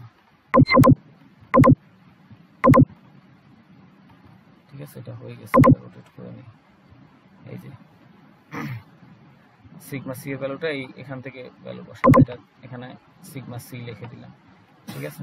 তো এখান থেকে ভ্যালু বের করে তোমার এগুলা বের করছে। তো এইটা হলো তোমার এই ক্যাপিটাল অ্যাসেট লাইন, ঠিক আছে? আর এটা হলো তোমার 4টা ইনডিফারেন্স কার্ভ, ঠিক আছে? 4টা ইনডিফারেন্স কার্ভে যে কোনো পয়েন্টে তোমাকে ইউটিলিটি দেয়, কিন্তু একটা জিনিস বুঝতে হবে, এটা খুব সম্ভবত আমি যেটা ধারণা সিএএল এর মধ্যে তোমার থাকতে হবে, ঠিক আছে? মনে করো একটা কার্ভ যেটা সিএল এর নিচ দিয়ে যাচ্ছে, ঠিক আছে? ওটা তোমাকে হাইয়েস্ট ইউটিলিটি দিবে না, ওটা সিএল কে ইন্টারসেক্ট করতেছে, এর কারণে তুমি ওই কার্ভে থাকতে পারো, বাট ওটা তোমাকে হাইয়েস্ট ইউটিলিটি দিবে না। তো তুমি যদি দেখো উপরের যে 2টা কার্ভ, এই কার্ভটা আর এই 2টা কার্ভ, এই 2টা কার্ভে ইউটিলিটি হাইয়েস্ট, ঠিক আছে? কিন্তু প্রথম যে কার্ভটা, ঠিক আছে, এটা তোমার সিএল কে টাচই করতেছে না, ঠিক আছে? তো এটা তোমার জন্য অ্যাচিভেবল না। হ্যাঁ, তো এটা যে অ্যাচিভেবল না ওভাবে করে লেখা না এখানে, বাট কেমন ধারণা। কিন্তু এই দ্বিতীয়টা যে সিলেক্ট করছে এটা বলা আছে, দ্বিতীয়টা সিলেক্ট করবে, দেখো প্রথমটা যেটা সেটা তোমার সবচেয়ে বেশি ইউটিলিটি দিচ্ছে, 4.4%, ঠিক আছে? 4.4% ইউটিলিটি দিচ্ছে প্রথমটা, বাট এটা আলটিমেটলি তুমি সিলেক্ট করতে পারতেছো না, কারণ এটা তোমার সিএল কে ট্যানজেন্ট করতেছে না। তো দ্বিতীয়টা তোমাকে সিএল কে ট্যানজেন্ট করতেছে, তো সেটা তোমার আসতেছে ইউটিলিটি, এই যেটা আসতেছে 3.65, ঠিক আছে? তো এই ইউটিলিটিতে তোমার যদি এই পয়েন্টে তুমি ইন্টারসেক্ট পয়েন্টটা যদি সিলেক্ট করো, তো এই পয়েন্ট বরাবর বামে গেলে তুমি এখানে পেয়ে যাচ্ছ তোমার কমপ্লিট পোর্টফোলিওটা, ঠিক আছে? এক্সপেক্টেড রিটার্ন কত, আর এই পয়েন্টে গেলে তুমি পেয়ে যাচ্ছ তোমার স্ট্যান্ডার্ড ডেভিয়েশনটা কত, ঠিক আছে? Complete portfolio. এই যে 5.28 আর 9.02, এটা হলো তোমার অল্টারনেটিভ মেথড দেখাইছে। এর আগে তুমি এটা ক্যালকুলেট করছো, ঠিক আছে? এই যে করছো, ঠিক আছে? তো কেমনে করছিলে, ওই যে একটা ডেরাইভেটিভ ফাংশন আছে, ওই ডেরাইভেটিভ ফাংশনে আমার কাছে এটা ইজিয়ার মনে হয়েছে। ডেরাইভেটিভ ফাংশনে তুমি মানগুলো বসাইছে, মান বসায় তুমি ওয়াই এর মান পেয়ে গেছো, দেন তোমার এক্সপেক্টেড রিটার্ন, কমপ্লিট পোর্টফোলিও আর কমপ্লিট পোর্টফোলিও স্ট্যান্ডার্ড ডেভিয়েশন বের করছে 9.02%, ঠিক আছে? তো এইটা হলো তোমার অল্টারনেটিভ মেথড, এই যে অল্টারনেটিভ গ্রাফিক্যাল ওয়ে, ঠিক আছে? এটা তোমার এখানে বোঝাইছে, ঠিক আছে? তো অলমোস্ট শেষ হয়ে গেছে, আর বেশি কিছু নাই। The graph reveals the indifference curve with u সমান ইজ ট্যানজেন্ট টু, হ্যাঁ এই কথাই বলছে এগুলো, প্যাসিভ স্ট্র্যাটেজি। আচ্ছা, এটা আমি 1-2 লাইনেই বলে দিতে পারবো। আচ্ছা, এই লাইনটা আগে এখানে দেখাই দিই, যে প্যাসিভ স্ট্র্যাটেজি হলো, তো আগেও যদি পড়ে থাকো 307-এ বলা আছে না, হ্যাঁ 307-এ আছে, ফার্স্ট চ্যাপ্টারে ছিল, ঠিক আছে? তো প্যাসিভ স্ট্র্যাটেজি হলো তুমি যখন ইনভেস্টমেন্ট করে ফেলছো একটা পোর্টফোলিওতে, তুমি পোর্টফোলিও বানাইছো, পোর্টফোলিওতে ইনভেস্টমেন্ট করে ফেলছো, মানে পোর্টফোলিওতে তোমার ডিফারেন্ট টাইপ অফ সিকিউরিটিস আছে, ঠিক আছে? কিন্তু এই যে পোর্টফোলিওতে ইনভেস্টমেন্ট করার পরে অ্যাক্টিভলি পরে দিয়ে মনিটর করা, ঠিক আছে? যে তোমার যথেষ্ট ইনফরমেশন কালেক্ট করা, ঠিক আছে? এবং দেখা যে এখন কি মার্কেটে পারফরমেন্স হঠাৎ করে ফল করতেছে কিনা, বা কি অবস্থা এখন, ওইটার বেসিসে তুমি তোমার পোর্টফোলিও কম্পোজিশন চেঞ্জ করলা, হয়তো কিছু অ্যাসেট হোল্ড করলা, কিছু অ্যাসেট হয়তো সেল করে দিলা, আবার নতুন কোনো অ্যাসেট কিনলা। এই যে তুমি এটা কন্টিনিউয়াসলি অ্যাক্টিভলি মনিটর করে চেঞ্জ করতেছো, এটা হলো অ্যাক্টিভ স্ট্র্যাটেজি ইনভেস্টমেন্টে, ঠিক আছে? আর এটার যে উল্টাটা সেটা হলো প্যাসিভ স্ট্র্যাটেজি, যেটা তুমি একবার ইনভেস্টমেন্ট করে ফেলছো, এবার ম্যাচ শেষে রিটার্ন পাবা, ঠিক আছে? এর মাঝখানে তুমি অ্যাক্টিভলি করো না, ঠিক আছে? তো এখানে বলছে যে প্যাসিভ স্ট্র্যাটেজিতে আমরা, মানে প্যাসিভ স্ট্র্যাটেজি কি বেটার নাকি, বা প্যাসিভ স্ট্র্যাটেজিতে কেন বেটার হতে পারে, বা ইনভেস্ট করা উচিত কি না, ঠিক আছে? সেটা নিয়ে বলছে। তো প্যাসিভ স্ট্র্যাটেজির পক্ষে দুটো কথা বলছে, যে তুমি যে অ্যাক্টিভ স্ট্র্যাটেজি ইনভেস্টমেন্ট করবা, যে অ্যাক্টিভ স্ট্র্যাটেজি ফ্রি না কিন্তু, ঠিক আছে? তো তোমার অ্যাক্টিভ স্ট্র্যাটেজিতে তোমার টাইম অ্যান্ড কস্ট যাবে, ইনফরমেশন কালেক্ট করতে মার্কেটের বিভিন্ন এই পোর্টফোলিও অফ রিস্ক অ্যাসেট এসব জিনিস নিয়ে প্রফেশনাল হায়ার করা লাগবে এইসব জিনিস নিয়ে কন্টিনিউয়াসলি করার জন্য।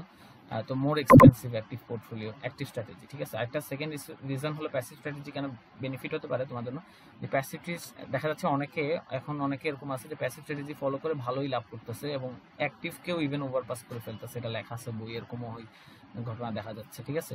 তো এর কারণ হলো কি, এর কারণ হলো তোমার ফ্রি রাইডার বেনিফিট, ঠিক আছে। কারণ হলো মার্কেটে অনেক এরকম ইনভেস্টর আছে যারা অলরেডি অ্যাক্টিভ স্ট্র্যাটেজি ফলো করতেছে বা তারা অলরেডি জিনিসগুলোকে নিয়ে ঘাটাঘাটি করতেছে এবং সেটার বেসিসেই তারা ইনভেস্টমেন্ট করতেছে, ঠিক আছে। তো তুমি আলটিমেটলি দেখা যাচ্ছে কি তাদেরকে ফলো করলে মোটামুটি হয়ে যাচ্ছে।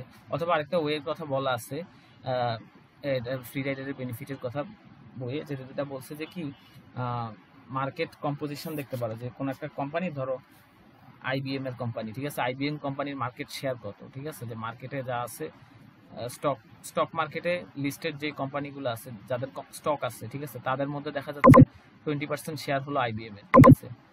হ্যাঁ, তাহলে তুমি হয়তো 20% ইনভেস্টমেন্ট, তোমার ইনভেস্টমেন্ট পোর্টফোলিওর 20% ইনভেস্টমেন্ট হয়তো আইবিএম এ করলা, ঠিক আছে। এটা একটা ওয়ে হতে পারে, এটা বইয়ে লেখা আছে, এখানে মনে হয় নাই। এখানে আচ্ছা, এখানে যেটা লেখা আছে সেটা বলি, যেটা বলছি যে there are many active knowledge investor who quickly bid up prices of undervalued asset, ঠিক আছে। আচ্ছা, এখানে এই পয়েন্টটার কথা বলা হয়নি, বলতেছিলাম যে অলরেডি অনেক অ্যাক্টিভ ইনভেস্টরস আছে, ঠিক আছে। তারা করে কি, যেহেতু মার্কেটটাকে তারা অ্যাক্টিভলি মনিটর করে, যখন কোনো একটা অ্যাসেট বা অ্যাসেট বলতে ধরো স্টকের প্রাইস, ধরো স্টক, কোনো কোম্পানির স্টক ধরো আন্ডার ভ্যালু অবস্থায় আছে, যেটা অ্যাকচুয়ালি ভালো পটেনশিয়াল আছে বাট দাম মার্কেটে কম, ঠিক আছে। তো ওরা যেহেতু এই জিনিসগুলোকে অ্যাক্টিভলি মনিটর করে, ওটা কিন্তু এটা বুঝে যায় দ্রুত, ঠিক আছে। তো আলটিমেটলি তখন কি করে, তারা এটার প্রতি বেশি ডিমান্ড দেখায়, তো অটোমেটিকলি দাম বেড়ে যায়, ঠিক আছে। তো এই অ্যাক্টিভ ইনভেস্টরদের অ্যাক্টিভিটির কারণে আলটিমেটলি কিন্তু আন্ডার ভ্যালুড অ্যাসেট আর আন্ডার ভ্যালুড থাকে না, এক সময় যায় দাম বেড়ে যায়, ঠিক আছে।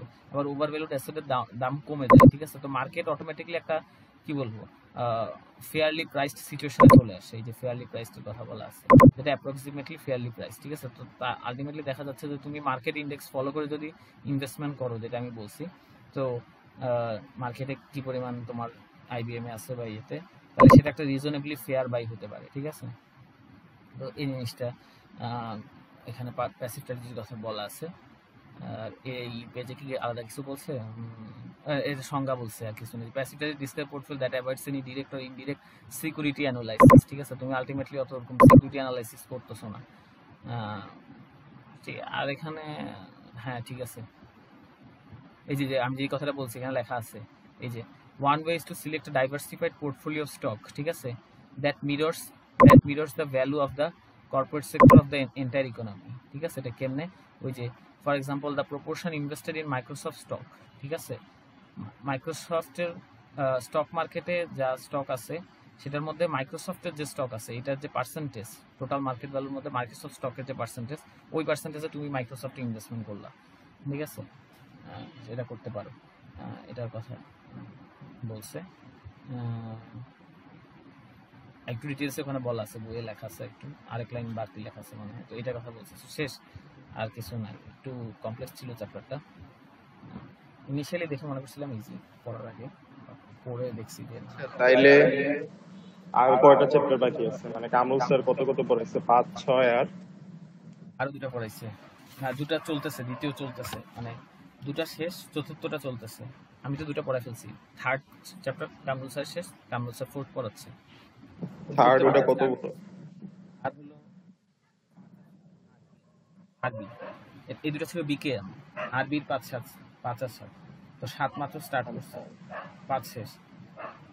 আচ্ছা, মানে সেম চ্যাপ্টারই দুইটা বই, মানে দুইটা বই থেকে কভার করতেছে এমন চ্যাপ্টার না, 5 নাম্বার ওটার 5 নাম্বার। তো আমাদের এটা তো মার্কস বই, তো আমাদের এখানে দুই বইয়েরই ইয়ে আছে, তুমি সূচিপত্রে ঢুকলে বুঝে যাবে যে কোনটা বিকেএম এর চ্যাপ্টার আর কোনটা আরবির চ্যাপ্টার, দুইটা দুই রাইটারের বই। ওটার 5 পড়ছো তুমি?